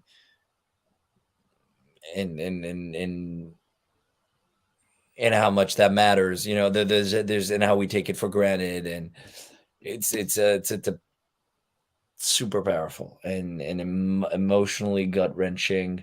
That, again, you come out of the theater and yeah, you'll remember that experience for the rest of your life. So that's why it's in that list. Yeah, Nolan had some really good movies in this decade, and Yeah, I agree with everything you said too. And I think Matthew McConaughey really blew it out of the water. I was very surprised. I was used to him in rom-coms, so it was really cool seeing him in a different role. well, he was in Mud first. Is that what it was? The Mud was the switch. Dallas Buyers Club as well. Okay. That was like yeah, Inception, same thing. You came out of Inception, you don't know what you watched, but it was special. Mm-hmm. It was important somehow, and you'll remember it till the end of times. So that was a very special moment. Again, a big theater, a big personal theater experience. Mm-hmm. Yeah, it's interesting how 2010s are mainly theater. Well, no, actually, it's not interesting. It's normal because it's our generation. So obviously, the theater experience will have a play and a say in where it stands in our list. Right. As opposed to like the 50s or the 60s where we didn't have that experience. So it makes sense. And it makes sense that we have, that we mix the two together, what we thought of the film and how we experienced it. Yeah. All right. So we'll move on to Hunter's number 6. Okay, Really? I'm gonna change my number 6, guys. Really? Okay. You want to pick a fight with me, Hunter? Because I will. I will not stand for this. I will not. It's a terrible movie, Hunter. That's kind of why I don't want to keep it. Because I was thinking about movies that I can watch all the time. Okay. You can watch that all the time? But Really? what I realized, thinking back and pondering, and also getting flamed by a friend of mine when I showed him my list, yeah. I remember you telling me that. I actually listen to the music very frequently. I adore the music in this movie, and I've listened to that music a bajillion times. But I've only seen the movie like twice. Joe, please don't. So I'm changing my number 6. Is that okay? Yeah. I just You're won't not have a photo for You're not it. going to put the picture of it, but Put on your phone. Yeah, if you want to avoid here we go. my Ready? wrath, I think that's probably a good pick.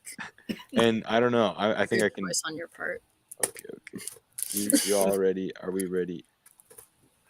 Have you prepared yourselves?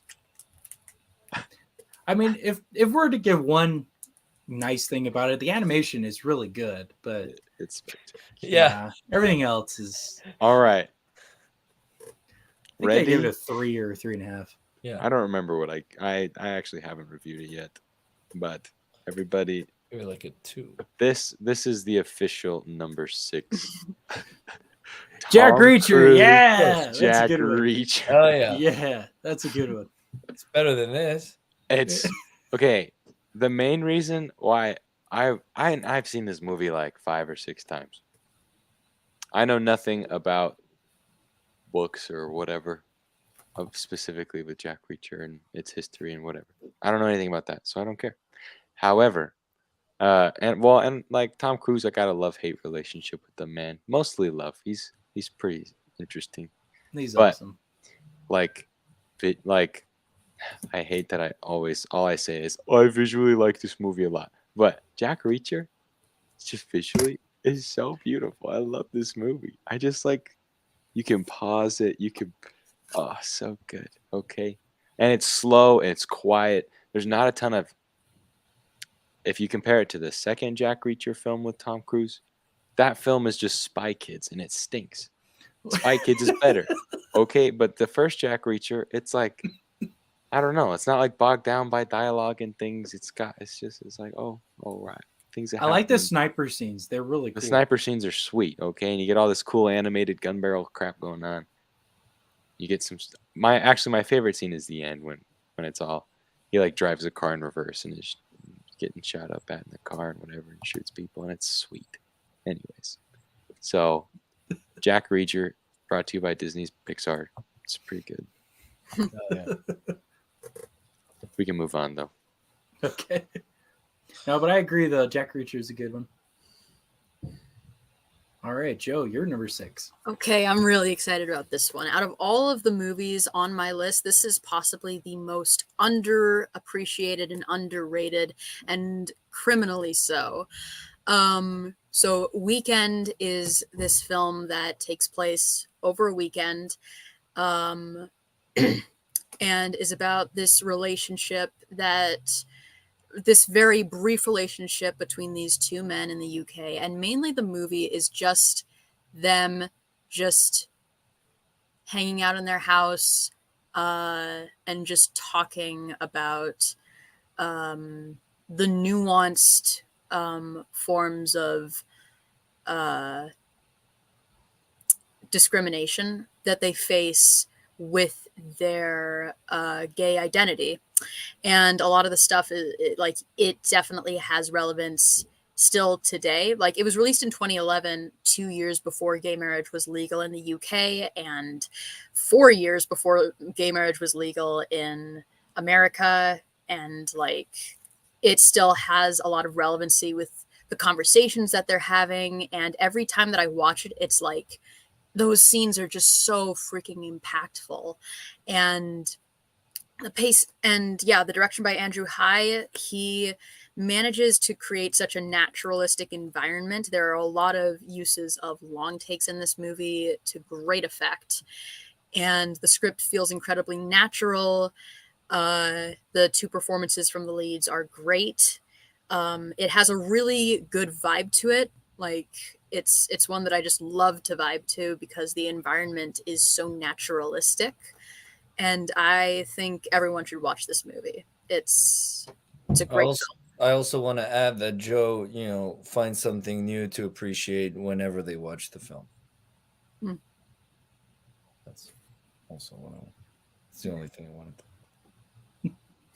Have any of you heard or seen this movie? No, I've heard about it. I've never heard of it. I heard good things. It's on Criterion, so Nice. It's kind of like Happy Together.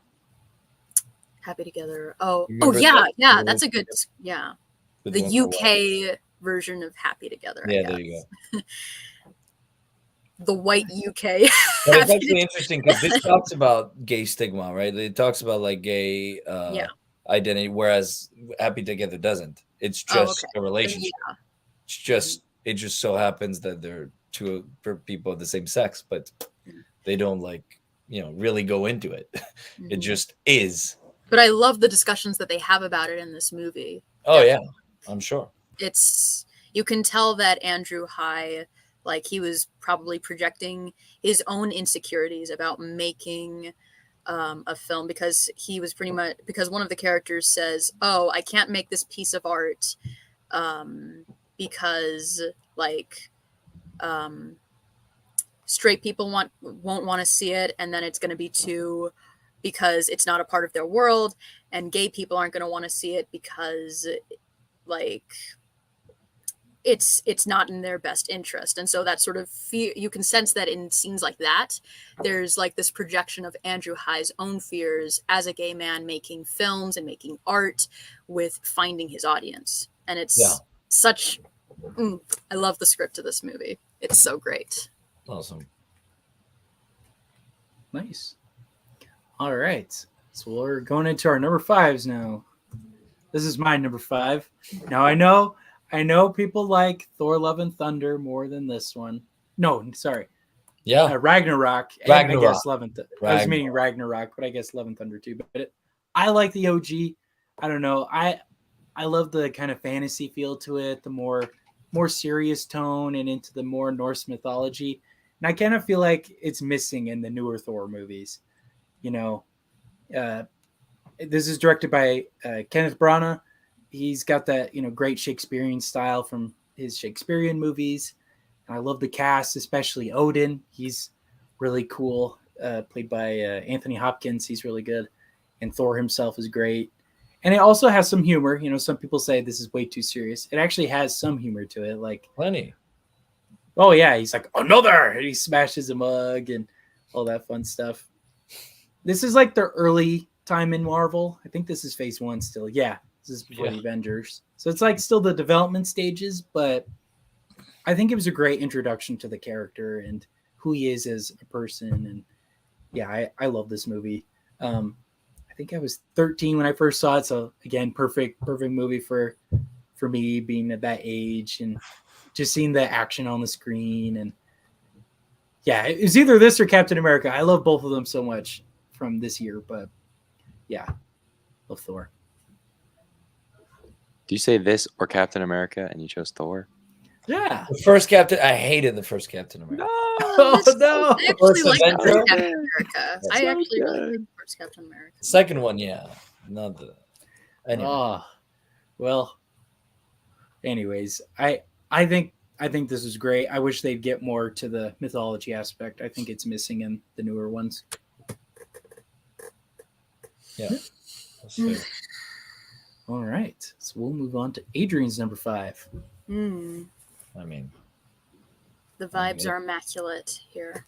I mean, that's it. Haven't seen it. No, you haven't. Wow. Why? Just haven't gotten time to it. I have like 3,000 movies I want to watch this, Adrien. Oh, what'd you say? I have like 3,000 movies. No, but no. But that's not a what. That came out the moment it. No, you didn't see it when it came out. When did it come out? Like 2016. Yeah. Oh, I was on my mission then. No, I didn't see it. Oh, 2016. Really? That was that far back? Yep. So La La Land is a minor masterpiece. It's a perfect ode to any musicals of that time, from the French musicals with Jacques Demy or just the old American musicals of like Sound of Music and the others. It's actually a really interesting thing that La La Land aged really well, where it's one of those things that people talk more about it now than they did then, even though they talked about it a lot before. And it's kind of those films that are securing their place as masterpieces in this century. And I really love that about La La Land. Interstellar is another one like that, where you're not sure how it's going to age. In La La Land, we weren't sure, but it's such a perfect story. It's such a beautiful story, full of emotion, full of honesty, incredible songs. As Joe said, the vibes are immaculate, and it's perfect chemistry. I think we haven't seen that kind of chemistry maybe since Titanic, but it's incredible. And also it also subverts expectations at the end, which I will not spoil, but it's incredible. That's it. Yeah. Okay. Pop Culture 33. La La Land is great. Joey Lumbreras. Wish I watched it in theaters. Then Joey again. Give a shout out to The Social Network. Social Network. Watch it, even though I've never seen it. Give a shout out to the social. It's a great movie. Well, stick around, Joey. It may show up on my list. May. It may. Who knows? I just watched La La Land last week, and I think it's incredible. It's great. It's so good. Do It's you? crazy. I'm dying to watch this one again. Like, You've seen it, now- obviously. Mhm. Yeah. It's crazy. Had the ending been a little different, do you think it would still be? As impactful? No. Mm. I think it truly puts the truly puts the nail of I'm different. You know, Like, Yeah. I know that a lot of people, like, when the film was like super popular, and after I saw it, they were saying like, I didn't like the ending to La La Land, and I was like, no, but that's the point. That's the point. Like I don't see why it's so sad. They achieved their dreams and they have a No. Spoiler.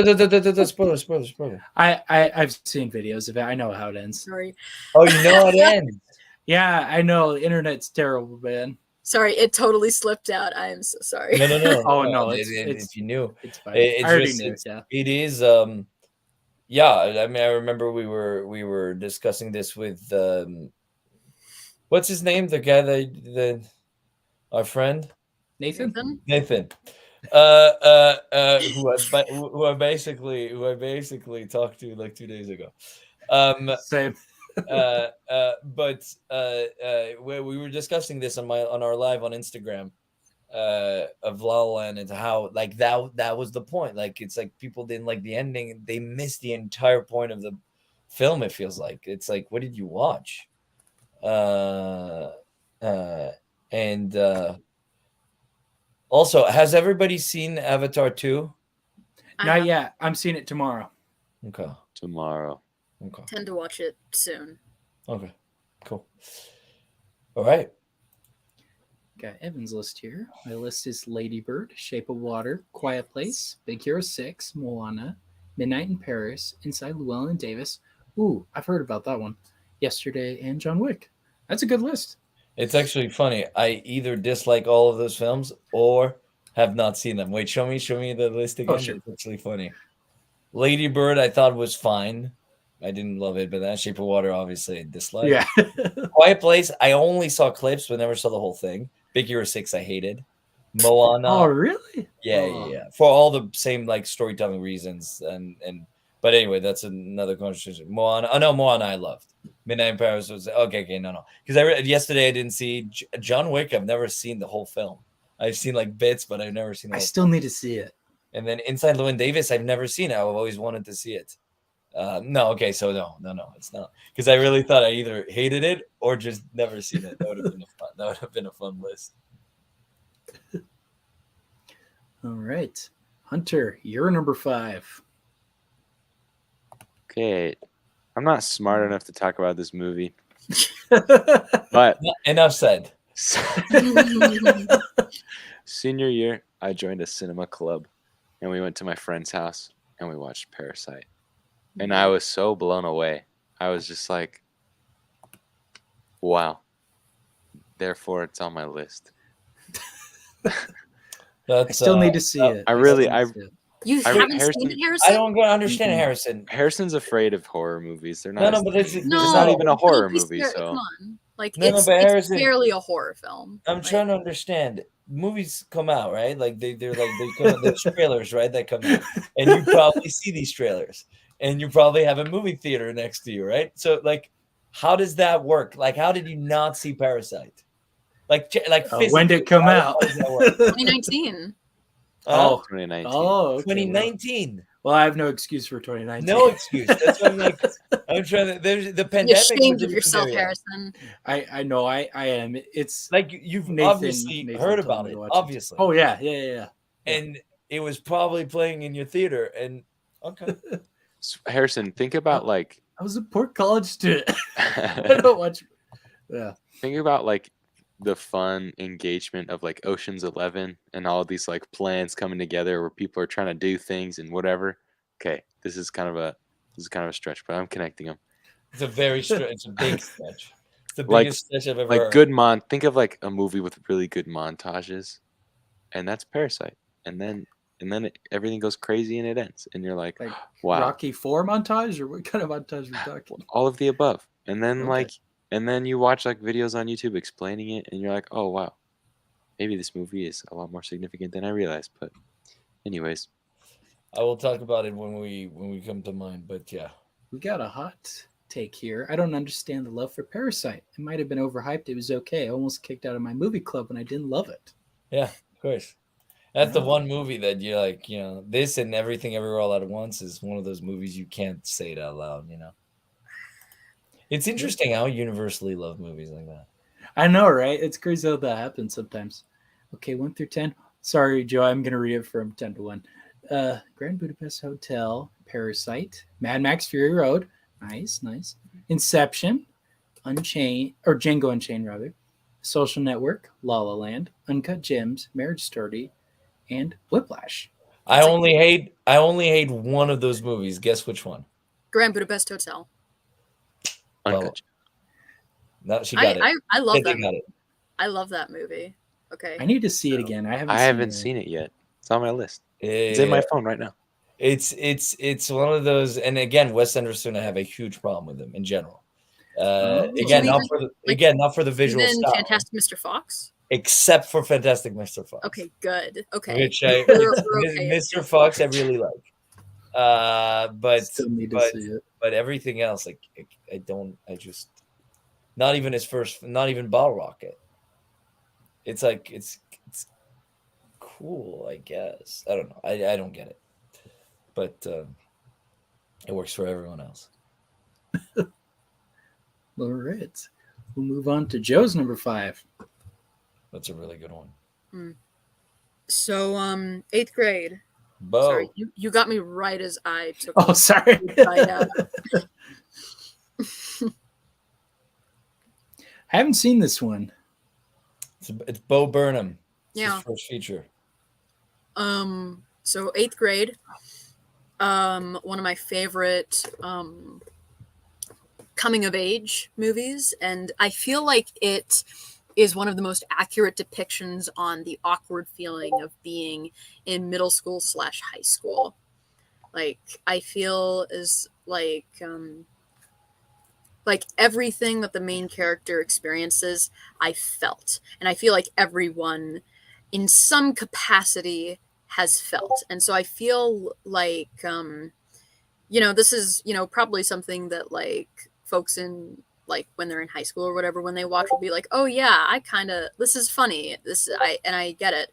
But then when you get older, you realize, oh my god, I really like that back then. But then it's like, it also allows you to kind of like laugh at it a little bit, and yeah, I think it's a great film. I think it didn't get probably what it deserved attention in the award circuit, because like it's a really great film, and I love it. So sorry, what's the noise coming? There's a little noise. Oh, Is that that's from me. Sorry, that's my that's you. Okay, got it. I thought it was me. I was like, oh, okay. I agree with everything Joe said.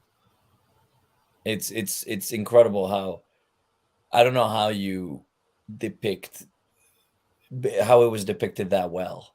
Like, it's insane. I wonder, does he have a kid, Bo? I No. don't think so.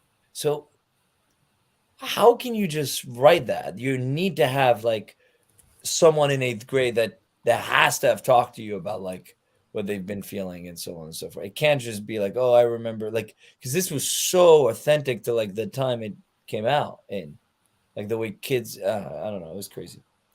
Yeah, it's really good, especially the conversation with the father and everything. Yeah. Nice. Got Bailey commenting here.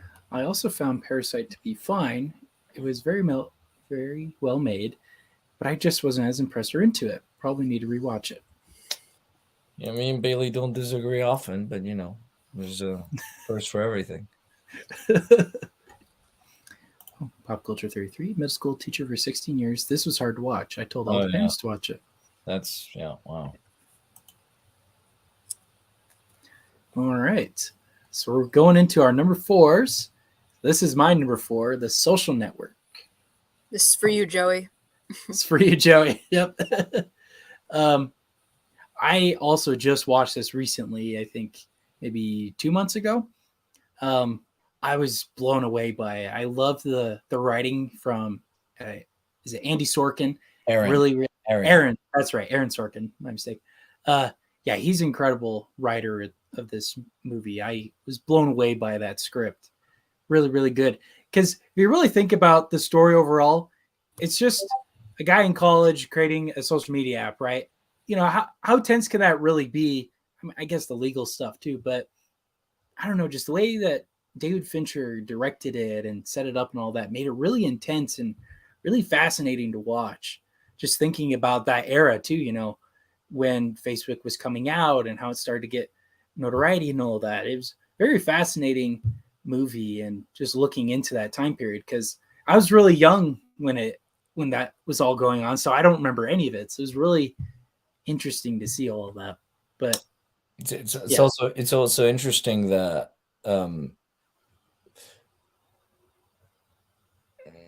a similar movie, Steve Jobs, right?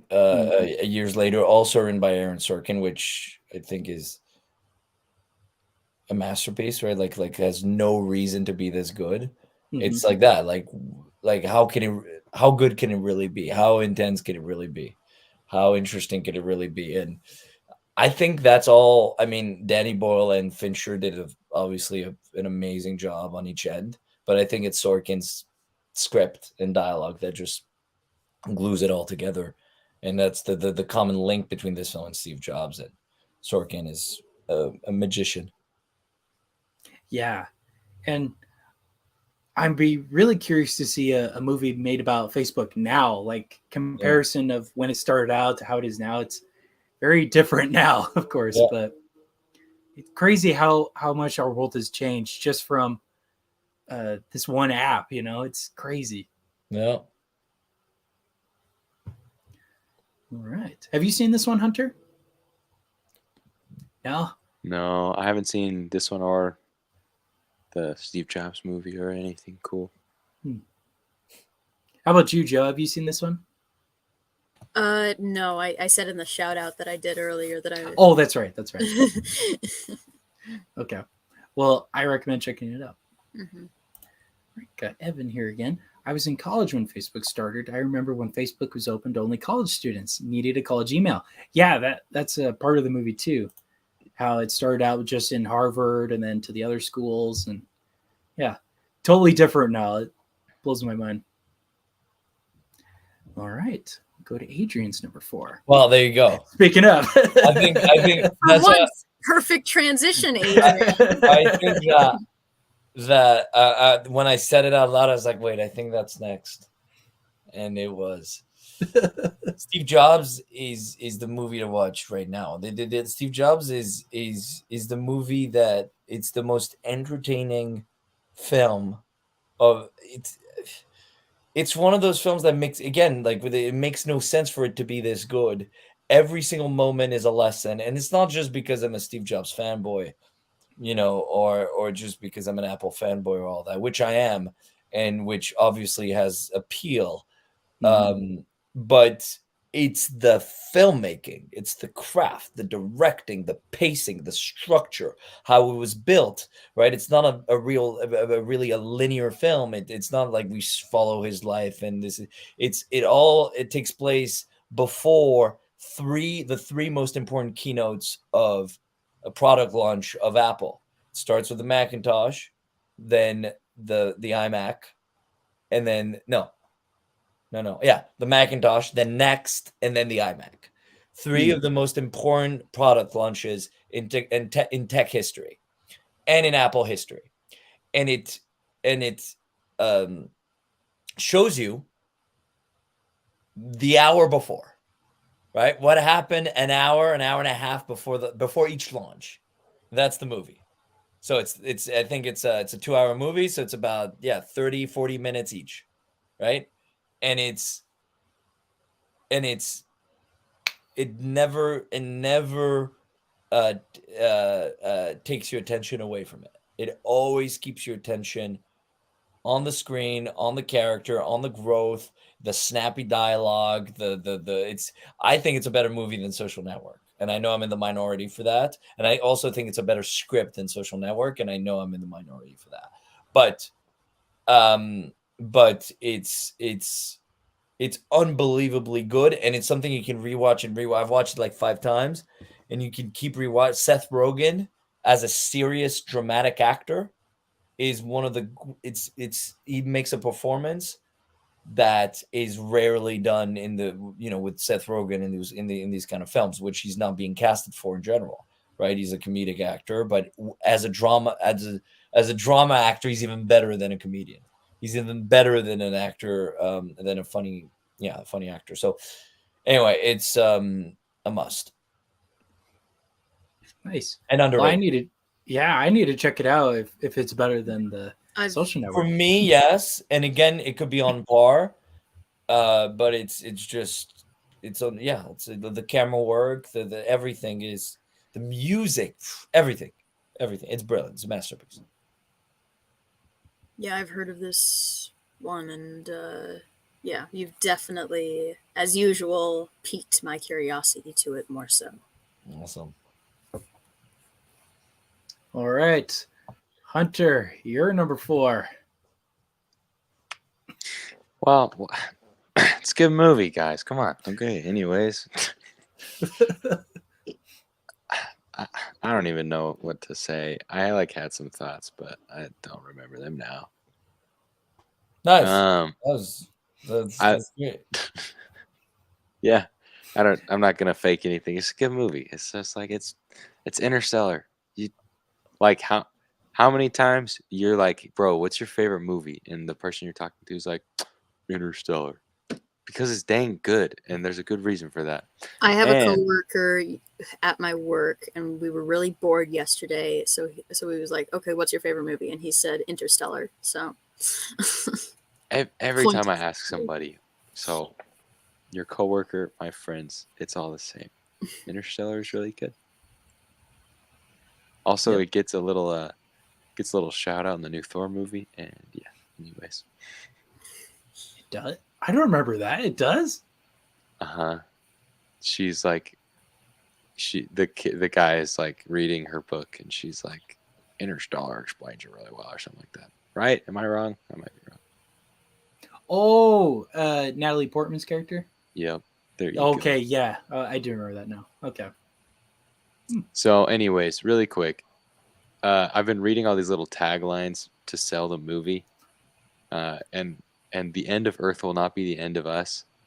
Is like dang good. Like I'm just like a lot of the taglines we've seen so far in all these movies. Some of them have been like, yeah, okay, like whatever.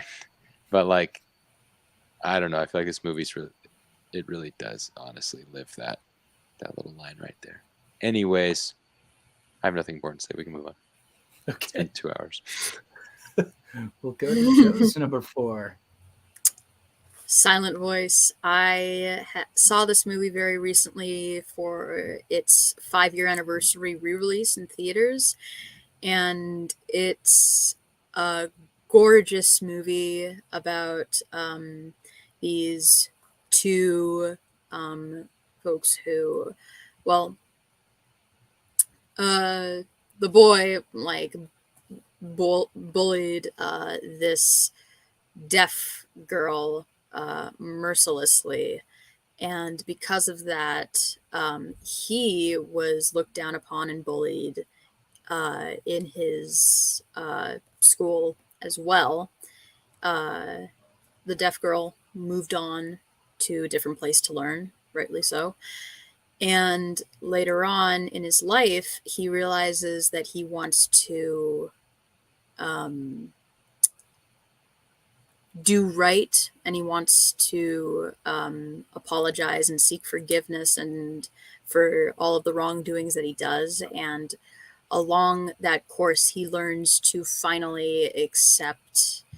Well, he makes the slow progress, and so does the deaf girl Nishimiya, to allow oneself to find some sort of satisfaction and joy in their life. And it's a beautiful film. It's on Netflix. You should definitely see it. And I'm so glad that I finally saw it because it is beautiful.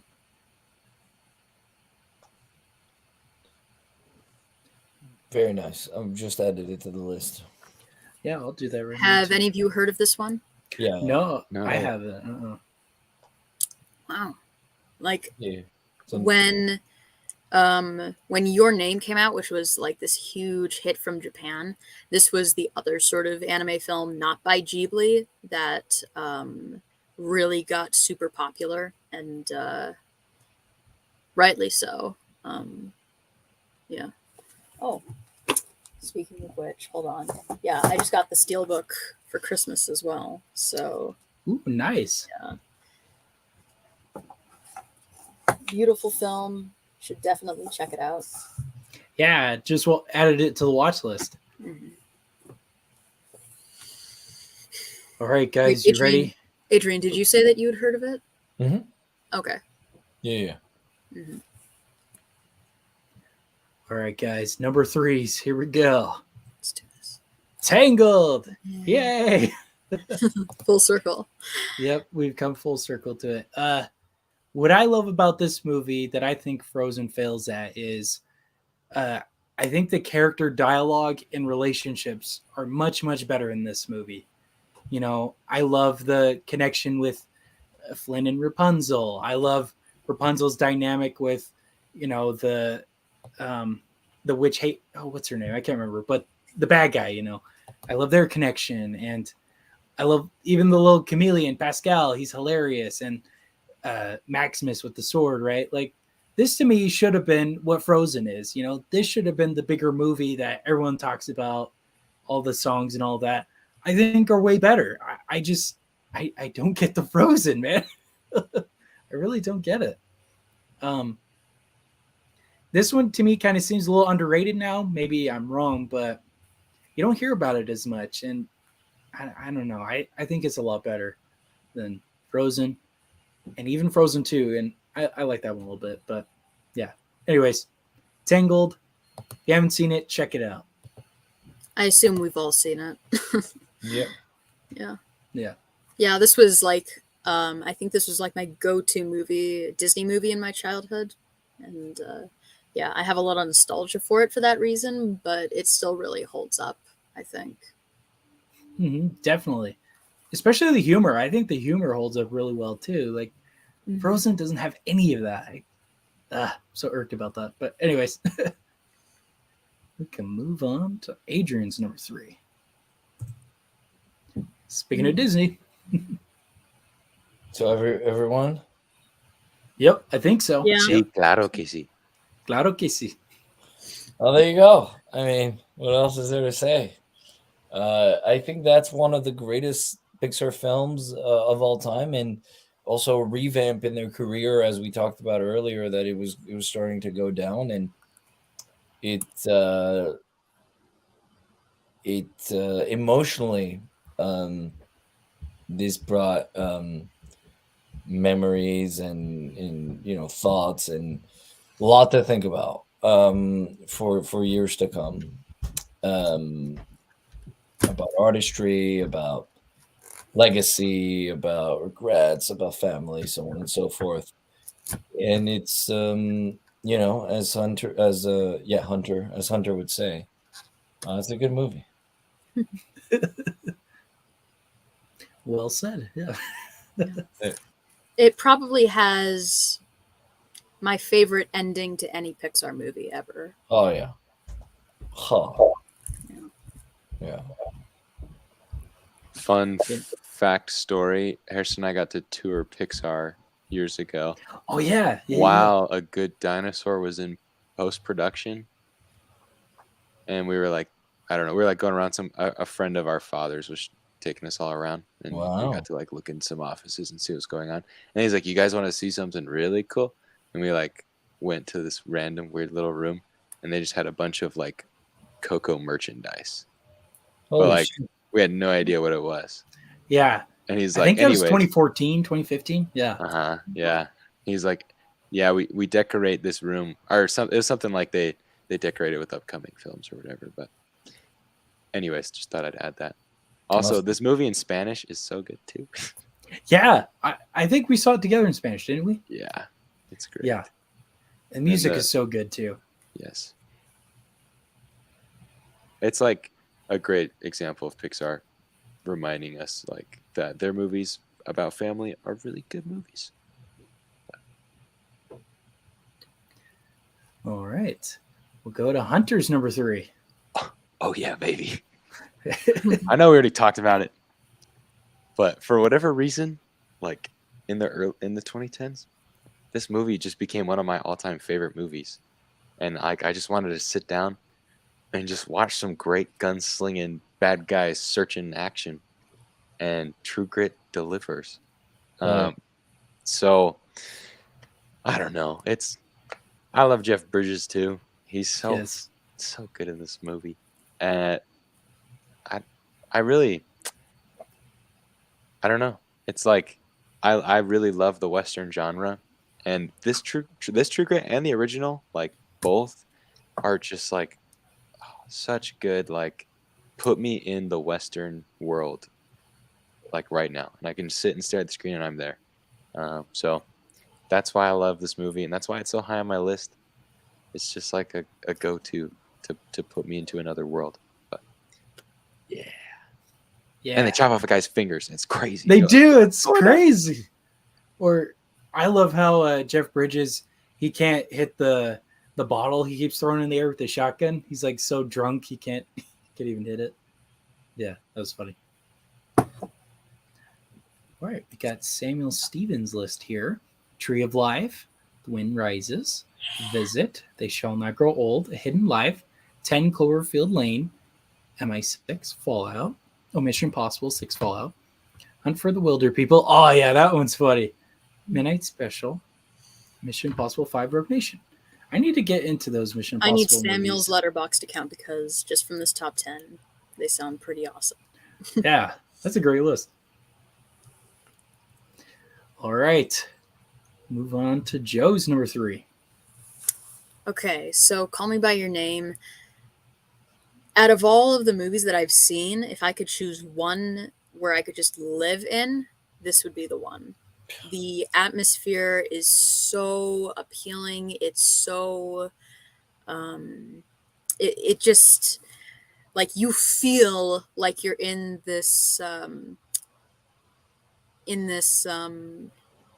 in Italy, and you feel like the heat of the sun. You feel just everything. Like, I feel like with Luca Guadagnino, he's very good at making you feel like you're in the environment in whatever work he's doing.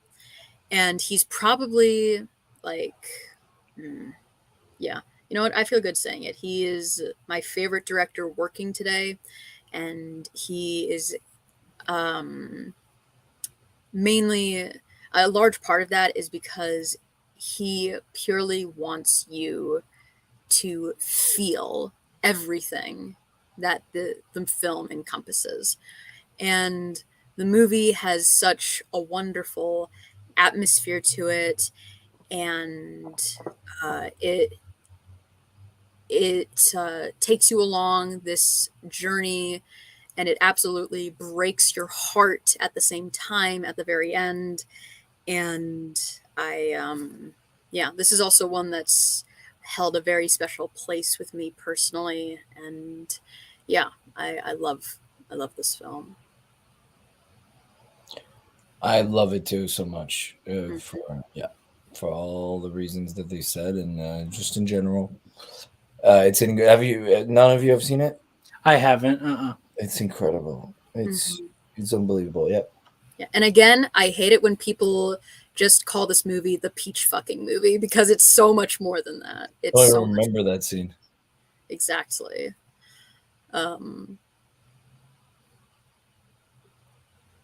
Yeah.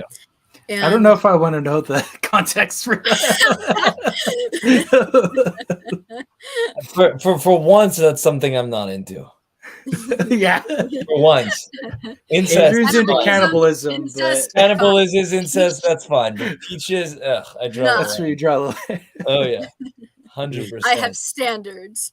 Yeah, I have principles for sure. Yeah.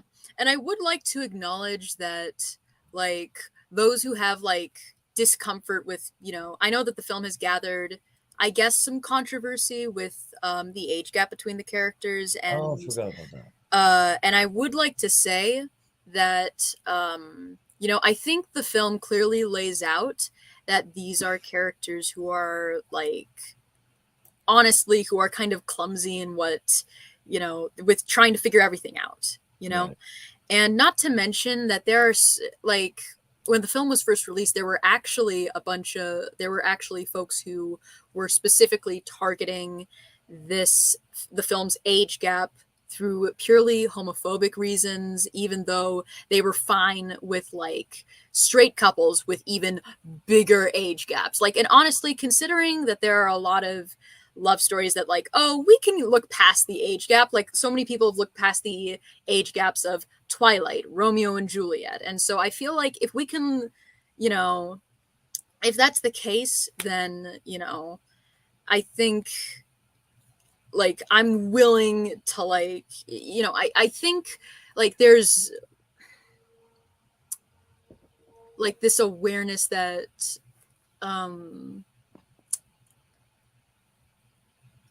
it's these characters really trying to figure this out for themselves. Yeah, But I'd love to hear your perspective, Adrien. No, I don't. I didn't even think it. No, 1 second when I was watching the film did I think about the age gap. Not even a second. Like, not even like half a second. And what do you think that is? When I started, what? And why do you think that is? Because it's life. Because that happens in life all the time. The age gap, especially at that age. This is something that I've done. This is something that people have done. Yeah, maybe not with the same sex, but with the other. I mean, it's something that happens all the time. That is showcasing what happens in life. But it's not like it doesn't make a big deal out of it because it's two consenting, you know, people. So it's not like, so it's how old is he, Elio, again? 17. Okay, yeah. So again, we're in Europe, so that's completely consensual, and laws are different there, and you can consent at 17 when it comes to your sexual relationships. So I have no problem with it, and I've lived this, and people around me have like that's a very American problem, to be honest with you. Like when I look at everyone else, like no one cares. In Europe, no one cares, especially where it was filmed, especially by an Italian director. You're going to talk about, there's no problem whatsoever that I see where I'm concerned, especially not with the relationship that they had and in the way that they had it and the way it was portrayed. Now, portrayed differently, right, in a more toxic environment where there's more grooming and manipulation and that it's you could tell these things, you can sense it. And sometimes that's the point. That wasn't the point here. So no, that's what happens in life. That's probably what happened to him. I don't know. And he's showcasing that and portraying that and expressing that visually. Period. That's it. No more, no less. Where I'm concerned. Yeah. Would like to, yeah, just from like my mention of Shape of Water and Call Me by Your Name. 2017 is such an amazing year for film, and like yeah, like, and this and Shape of Water are also two films that like I just love to vibe with so much. And yeah, that was also like a year of film where like I really started getting into more expanding my range of cinema that I watched, you know, and because of that, this and Shape of Water also have a lot of personal significance to me personally in my taste of film.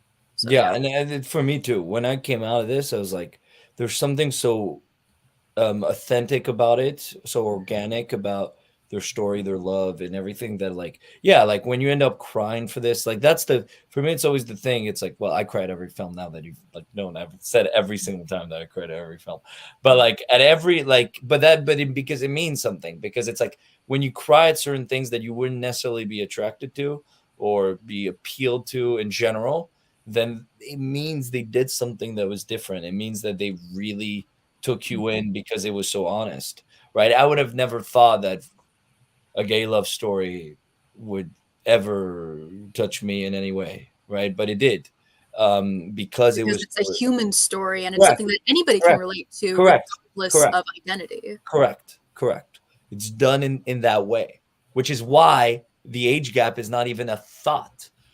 It's not even like and Guadagnino doesn't even want it to be a thought when he makes the movie. He makes the story of two human beings falling in love. That's it. So yeah, it goes without so that's why it's not even a. I mean, it's yeah, you could argue it if you want, but I find that not you. I'm saying in general, like for the people that want to argue that, like or that are against that because of that, it's like cool, good for you. It's not at all something that I'd like to entertain because that's not what the movie is or what it's about or what it's trying to say. So you missed the point completely for me. If that's the thing that that you come out of, yeah, pretty much. Yeah. And yeah, like even like my mom freaking loved the movie. Like when she like finished watching it, she was like, "That was so beautiful, but I never want to watch it again because it broke my heart in two."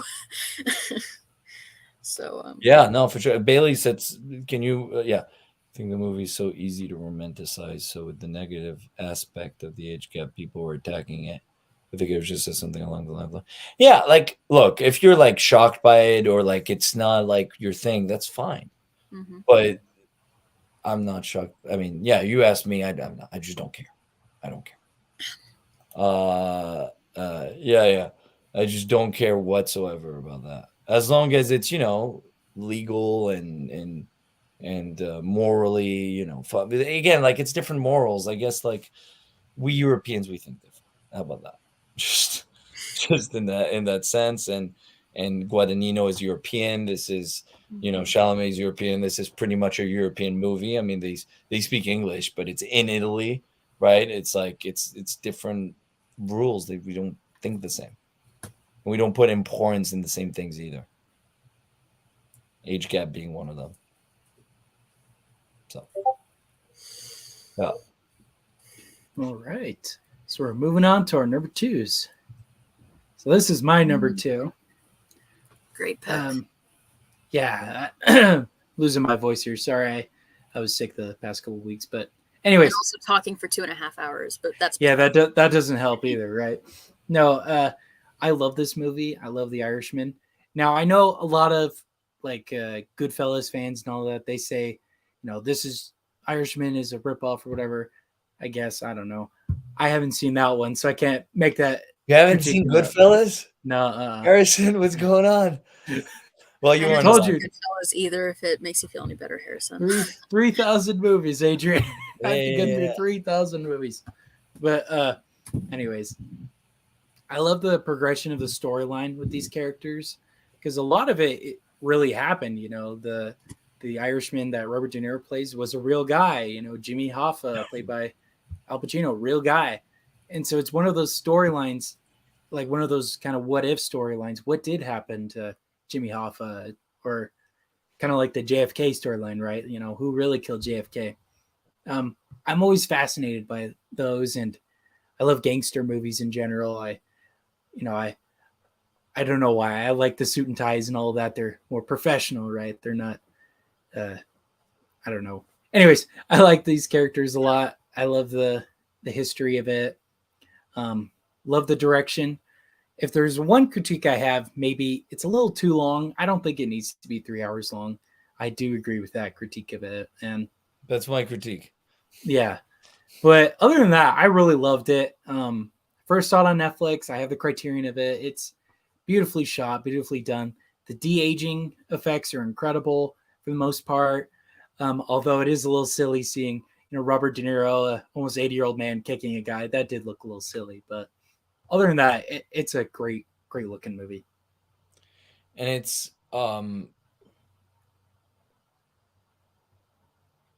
yeah, it's fun. Yeah, I didn't love it. I for the reasons I really love the first act and I love the third act. Mm. You know, the whole death part, you know, waiting for death kind of part, which I love. Yeah. The way Yes. it was so subtle, so well made. And then the first act as well. I was a little bored at times. And I think its length was a big problem, and it could have had another cut. You know, yeah, it felt like it didn't feel like a final cut. Thelma could have, you know, got Yeah. in. Yeah. It could have been an hour 45 minutes. I don't think it needed to be 3 hours. Yeah. But great moments throughout. I mean, yeah, for sure. There's some really good stuff in this. 100%. Have you seen this one, Hunter?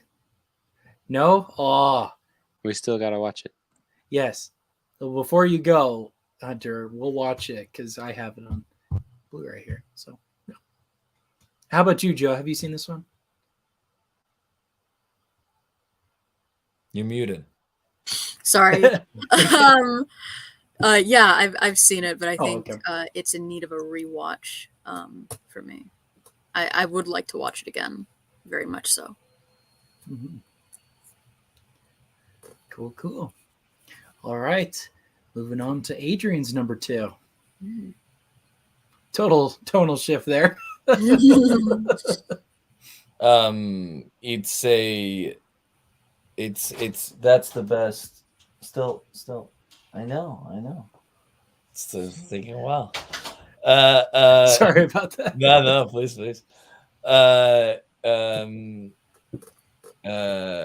Toy Story 3 is the best Toy Story of all time, and it's the best. It shouldn't have been that good, you know, when you get to your third movie.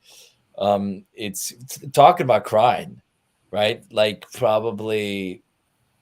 probably the movie where I cried probably the most, you know, probably, where it's like 45 minutes of pure, you know,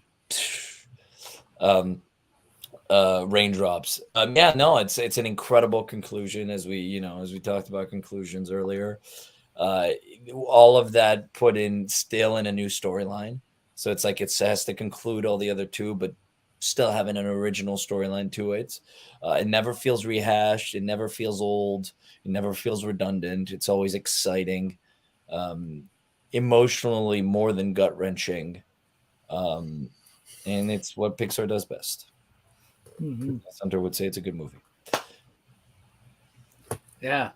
And I agree with you saying it's a good conclusion too, right? I mean, I like Toy Story 4, but I think this is a better ending. Sure. But I love Toy Story 4 as well. That's what's crazy. It's like they managed to like conclude it perfectly and then still do a sort of coda. Right? Which is like an epilogue. Pulling out those music terms on us. Oh my goodness. Yeah, I need to watch it again. It's been a while. Wait, did my phone?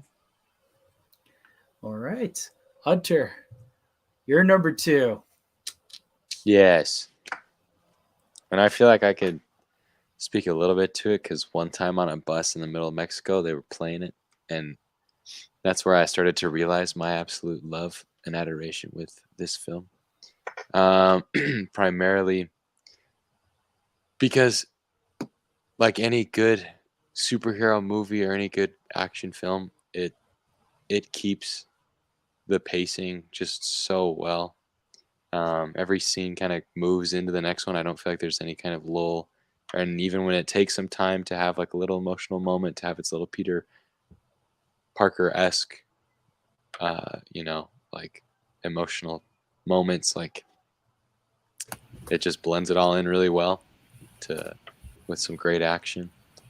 I really like Miles Morales. I've read some of the Miles Morales comics, so seeing all of that with him, with his uncle, with the kind of new family dynamic you get there excites me about this movie. So I like seeing what I thought was done pretty interestingly or pretty well in the comic. done even better, in my opinion, in the Spider-Verse. I can't get the image out of my mind with the poster and Hunter, your thing coming over it. I'm just imagining that line from Monsters Inc. with like, I can't believe it. I'm on a. Yes. Poor placement of the two. However. Hey, that's just how it goes. Also, all the music is super fun. Like I don't know, blending things with like the pop culture and the youth of today wanting their music. Anyways, it's a great movie. Yeah. Visually, it's animation. spectacular. Okay. Yeah. I pun intended. Pun totally intended. It's spectacular. Spectacular. Oh my goodness. Mhm. It's amazing.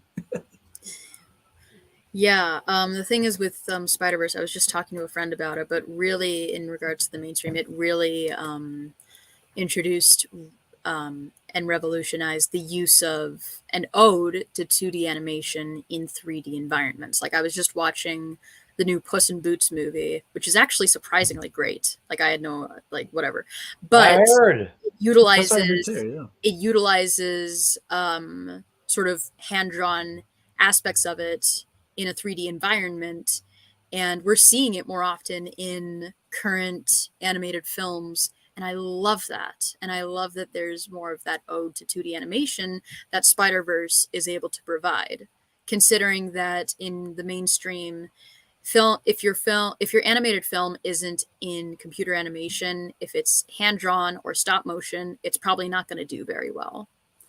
So the fact that Spider-Verse wants to pay tribute to it and wants to bring some semblance of it into the mainstream, I think is really admirable and also really awesome, because it gives these CGI films a really great and nostalgic look to them as well, and a great aesthetic. Yeah. Agreed. Yeah. Even the end credits have really amazing visuals and animation in them. Like, how often does that happen, right? Like, It's fresh. it's awesome. Mm-hmm.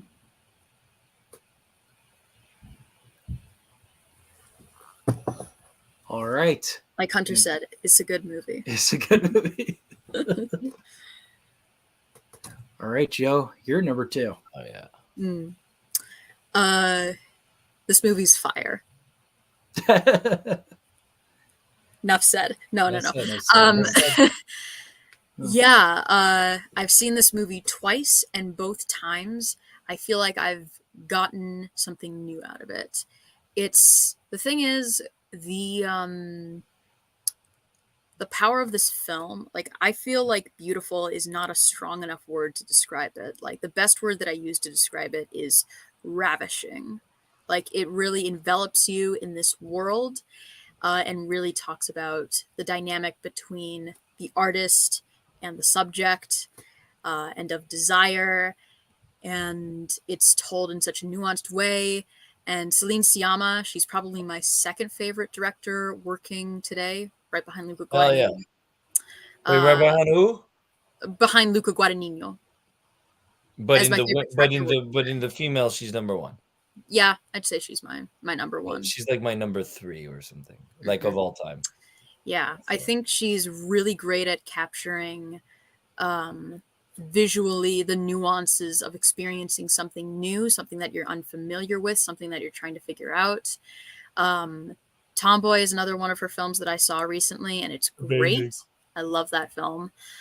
And I feel like it's kind of going to be hard for her to top Portrait of a Lady on Fire, I feel like. Yeah. And that's not a bad thing at all, because this is a fantastic movie, and I cannot recommend it enough.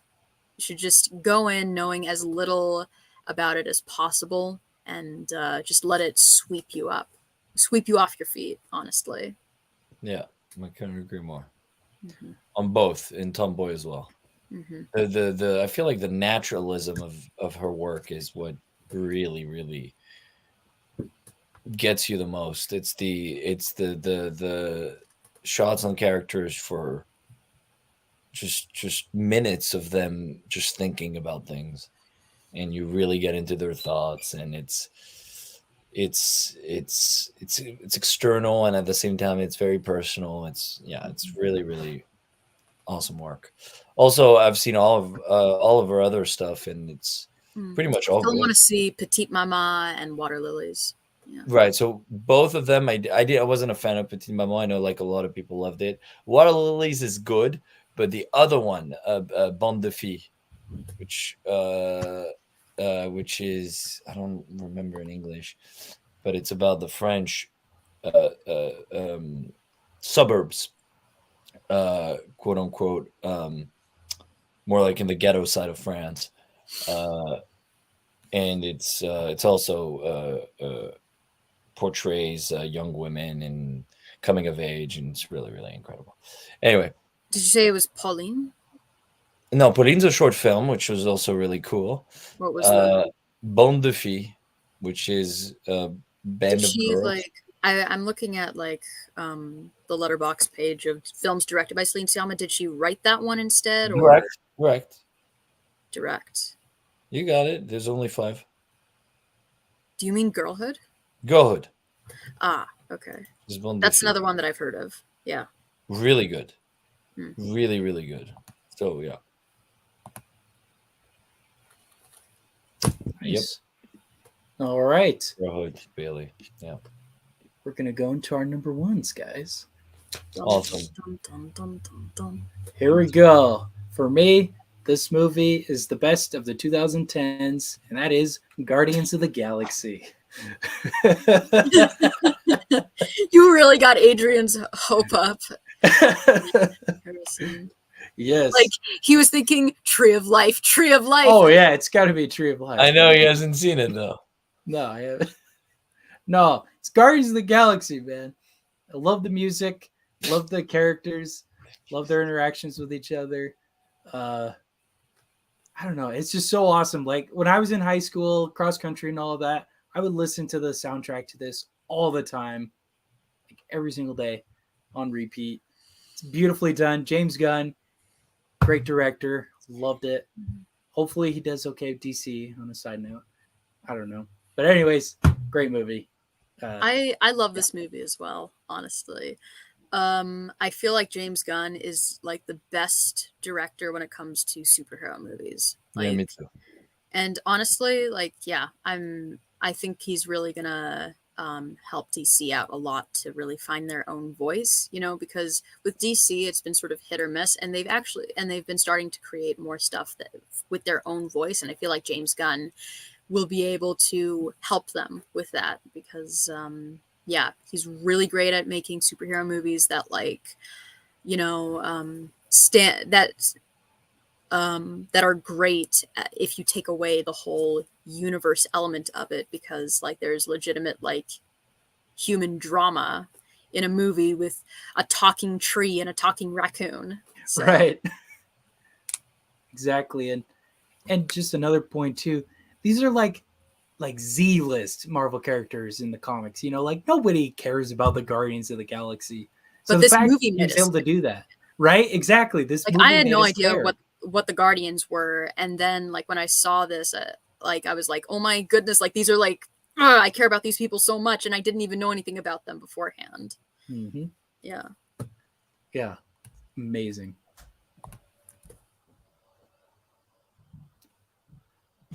All right. Good music too.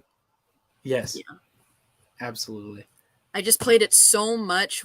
Like I loved the movie so much, and like I played the soundtrack so much that it's a little played out for me. But it is a really great soundtrack. It is. Definitely. Anything to add, Adrien? It's very good. It's a very good movie. It's I didn't like it the first time. I grew into it. I love the second one. And, Second one's good too. And I I like it. I just didn't understand it when I saw it. I was like, what's going what?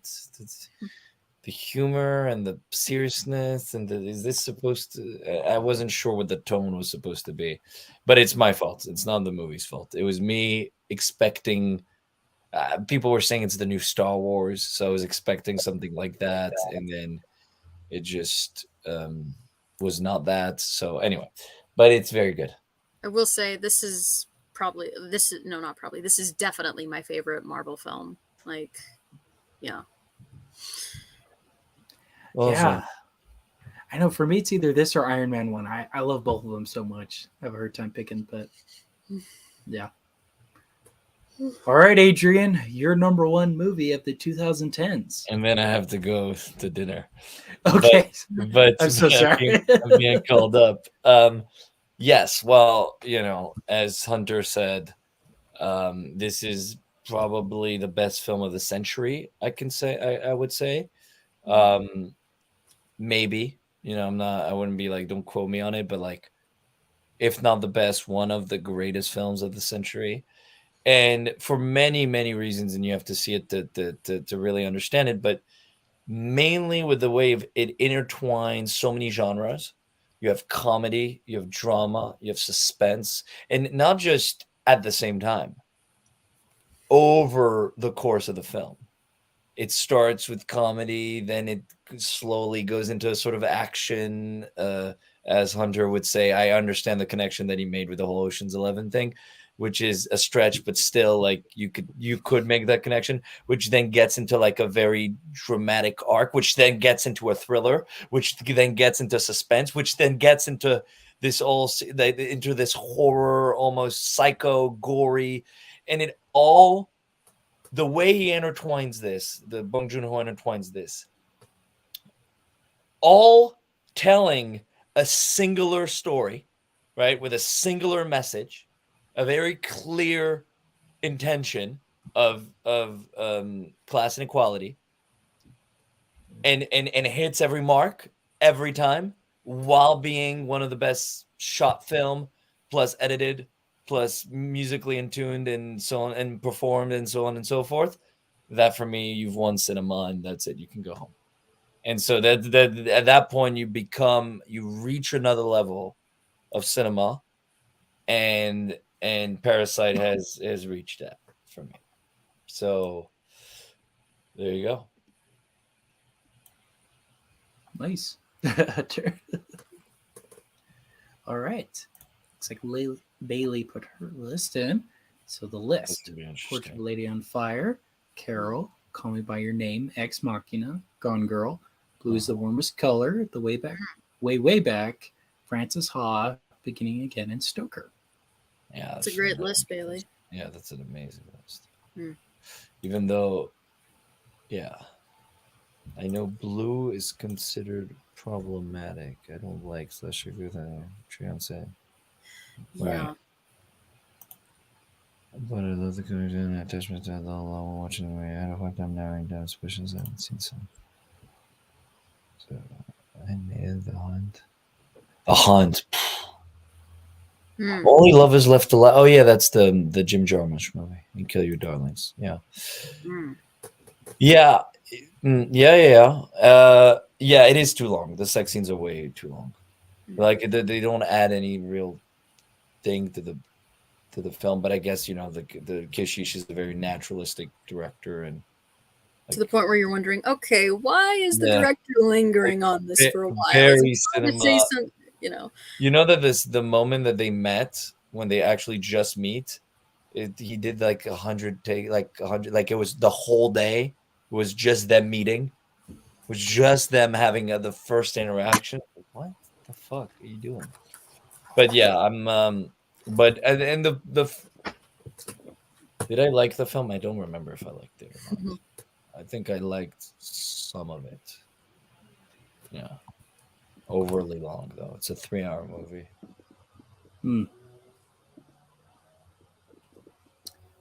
All right. So we'll move on to Hunter's number one. Every time Hunter has revealed his number one, Adrien has just been like, yes, I approve. Guys, I'm not even a big fan of this, but because Hunter likes it, I really like Denis Villeneuve. I like him too. I like 70 millimeter. I think it's so beautiful. I think it is so beautiful. I lived in a concrete box for like a year. Not for a year, for only a couple months. while I was in Mexico. And like at night it was really hot, so we'd open all the windows and look out into the desert. And like every single night watching the sun go down, I just was like, I'm in Sicario. Like it's just like I'd see the cactuses, I see these beautiful colors in the sky, and like there's a specific scene in the end where the people have to go into the dark. They drop below the horizon and like descend into the black. And it was like, I don't know, that just watching that at first was spectacular, but then being in Mexico in my hot concrete box and looking out and seeing just like the landscape, I was like, oh man. Anyways, but I don't know. I love this movie. It was kind of one of the first movies I saw that kind of had this tone to it, kind of a more a quietness and an odd, interesting. I don't know. It's like a roller coaster. That's a lot more chill, but it still pulls you along. And I don't know. I think it's sweet. I don't know. I'm just like such a dumb visual person. It's just like, yeah. Hell yeah. I still need to see it. I'm sorry, Hunter, I haven't seen it. Adrien, why aren't you a big fan? I know you gotta go to dinner though. It left me cold again. I didn't like the main character. I thought her very weak. I thought she was a very weak protagonist. They could have done so much more with her.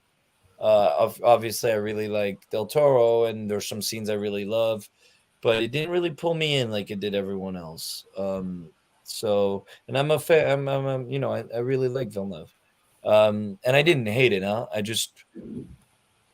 thought it was okay, and but overall, yeah, I wasn't that big of a fan. He might love you best, Hunter, but he will not get away with making a list without crushing one of your favorites too. Best for last. I'll allow it. Joe, have you seen it? No, I haven't. It's but I've great. seen a couple of Denis Villeneuve's films. So, yeah. Prisoners. Yeah. Oh, Prisoners. That's on my list. I'm gonna watch it today. I gotta watch that one. Netflix. That's people say that I'd love that one. That's something. I will say, just being a visual person and being an artist and everything. After watching this movie, I made a poster. Oh, dude, Black and white poster of it. So I remember that. It was for your art class, right? Yeah, it was. It doesn't look very good, but Deacon's work in this is particularly good. Is he the cinematographer? Yeah. I'm gonna have to look him up and watch some more of his movies because I'm sure you've seen a lot. Skyfall, all the Coen brothers, the 1917. I think he did Dune as well. Mm-hmm. Did he? I think so. Deacons do Dune? It's possible. Oh, no, I don't think so. Bacons didn't do Dune. Oh. No. Well, he did something else with Villeneuve. I can't remember. Yeah, Blade Runner 2049. Yeah. That's what it was. Okay. Greg Fraser did Dune. All right, Joe, we're going on to your number one. All right. Oh, yes. So, The Red Turtle. This is a film that when I saw it for the first time, it so deeply impacted me in a way that a film never had before. And by the time it reached the ending, I was absolutely bawling my eyes out. And I explained this to my mom, and she was like, okay, I'll watch it. And then so I watched it again the next day and absolutely bawled my eyes out again. And this is, at the end of the day, The Red Turtle is a movie about life. And it's an incredibly simple movie, but by the end, it feels like you've gone on this fairy tale-like journey. And it has this full circle sort of vibe to it. And the music as well is beautiful. Whenever I just need to I don't know, clean up or whatever, or work on something, I'll put the soundtrack on and it just gets me in the right headspace. I love the animation, and this was a bit of a collaboration between Wild Bunch and Studio Ghibli, but really there was only about 6 producers from Ghibli who worked on the film, because the director, Michael Dudok de Wit, he created the short animated film Father and Daughter, which when Hayao Miyazaki saw it, well, it won the Oscar for Best Animated Short, and when Hayao Miyazaki saw it, he was like, hey, would you like to make a movie at my studio? And then he was like, yeah, let's do it. And so it was released after Miyazaki and Takahata made their last films, and when sort of the studio was just sort of floating a bit. And really, it's technically not a Studio Ghibli film. There were only about 6 producers from Ghibli who worked on producing the movie. But so it's technically inherently not a Ghibli film, but Ghibli deeply helped with the creation of the film. And yeah, I think it's a beautiful film, and I think more people should check it out. And yeah, that's my thing on it. Had any of you heard of it? I've Yes. heard of it. I haven't seen it though. Mm-hmm. Well, you should definitely check it out because it's really, really great. Yeah, I agree with everything that was said. Oh, have you seen it, Adrian? Yeah. You have? Oh my Yeah. god! Finally. Yeah, Red Turtle is huge, and it's French, and it yeah, no dialogue, no, you're just pure emotions. Mm-hmm. It's special. It's one of those films, like, I don't know, like, they'll never be commercially successful, unfortunately. Yeah. It's like Celestine and the other one. Like, there's no one, you know. They're At made least for at least in America. in America, yeah. Mhm. But they're made for Joe. So it's like they're made for Europe and Joe. Mhm. That's the That's the demographic. that's the demographic. Europeans and Joe. Europeans and Joe. That's usually the when they have meetings, you know, like when they look at their demographic to see who they have to please, they know. So I'm glad that it's hitting the right audience, the audience that they intended. But unfortunately, it's Not just everyone Joe. is me. Yeah, so it's that's the only issue. If not, yeah, no, I love yeah, I think I agree with everything you said for sure. I do have to go up before it gets cold, but guys, it's been a pleasure, an honor as always. Hunter, you're going on your next mission in January, so you know I won't be seeing you for the next 2 years because you'll be going to back to your mission. So good luck with that. And So actually, I'm just going to college, but oh, so no more mission? That's over? yeah, that's over. Okay. That would be okay. cool though. A little more poetic. Sorry about that. Yeah, no, please. No, please. But And, never mind. so Hunter, I will be seeing you hopefully on the next one. Joe, always a pleasure as always. Likewise. The lovely diversity that we have on the stream and with the movies, and Harrison, as always, pleasure is always mine. So thank you. And I will, how do I leave? Oh yeah, I leave Studio Radio, right? Yep. Okay, cool. So for next time we do you'll let us know, right? Yeah, and so starting next year, we'll be doing a totally different series. This is the end of the decades. And then it's genres. Yep, we're gonna do genres, and I'm cutting it down to 5. I think 10's a little much. Okay, cool. Yeah. All right. Yeah. No, yeah. Well, that's the thing. If you're not, if I wasn't doing anything, that'd be fucking fantastic. But now, right, you got your stuff, but for sure. Well, thank you guys. Much love. Bye bye. Yep. And thanks for everyone for watching too. And like Adrien said, we're going to come back again next month, hopefully the 21st, just depending on our schedules. And yeah, thanks again, guys. Take care, everyone.